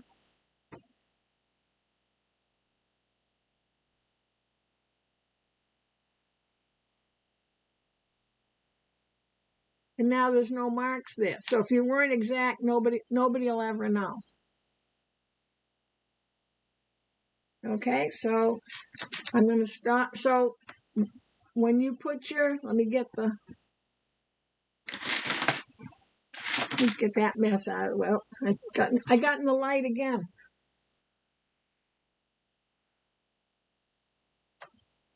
I did one near the seam, so when I sewed the button on, I really was on either side of the seam for the buttonhole, the holes in the button. Does that make sense? So one's on the seam side and one's on the opposite. So you might want to do like we did before and pull this across and make your put your pin in so you know where your other button would go. And I really like that can go up and down. Make sure you give everything a good press. So when you're down here, kind of fold it back and give it a good press and flatten that out a little bit so it's not so bunchy. But you can see it really does. It'll stand up to an Easter egg hunt, even if it's at your home. So does anybody have any questions? So we went along slow. We didn't do too bad for time. Anybody get their busket done? So remember, don't forget about your stitching along the top. So on this one, this color here is part of this fabric. But see how I went along the top with my top stitch? And on this one, because this is the back fabric, I stitched in the ditch here, which means I stitched where the seam meets. So you can see it's a little further down on the inside. So this one will be like this. And look, carrots down the bottom. So this handle I made a little bit bigger, and I gave you the instructions for the 20-inch, so your handle's this size. It looks like a pail, doesn't it? Okay, does anybody have any questions? Cammy, did you do okay? Anybody do their buttonhole? I'm anxious to know how your buttonholes turned out, because that's the first time we did a buttonhole. They aren't too bad as long as you have that A foot, it's called, buttonhole foot. It's when you have to do the buttonhole and you have to stop and start yourself. That's a little, you have to know where to stop and start. So here's our Easter baskets. Okay, so I don't see any questions. And let me just check my schedule. So next Saturday is March 6th, right? So I'm not working. So it'll be at 1 o'clock. Next Saturday Sew Along is at 1. Thursday night is at 7 p.m. And remember, I said that I did a little quilting video of quilting this one and the bottom. And I'll get that edited and up. Hopefully by Monday or Tuesday, it'll be there. And I'll just, I'll try to label it so that you know what it is in case you want to watch it. Okay, so I don't see any questions. Thank you, everybody, for joining in. If you're new and haven't subscribed, would you please subscribe to my channel? That way you'll get notices when I go live or when I post a video. Ring the bell for the reminders. I think that's what you have to do. Press the bell to get the reminders. And thumbs up is always appreciated.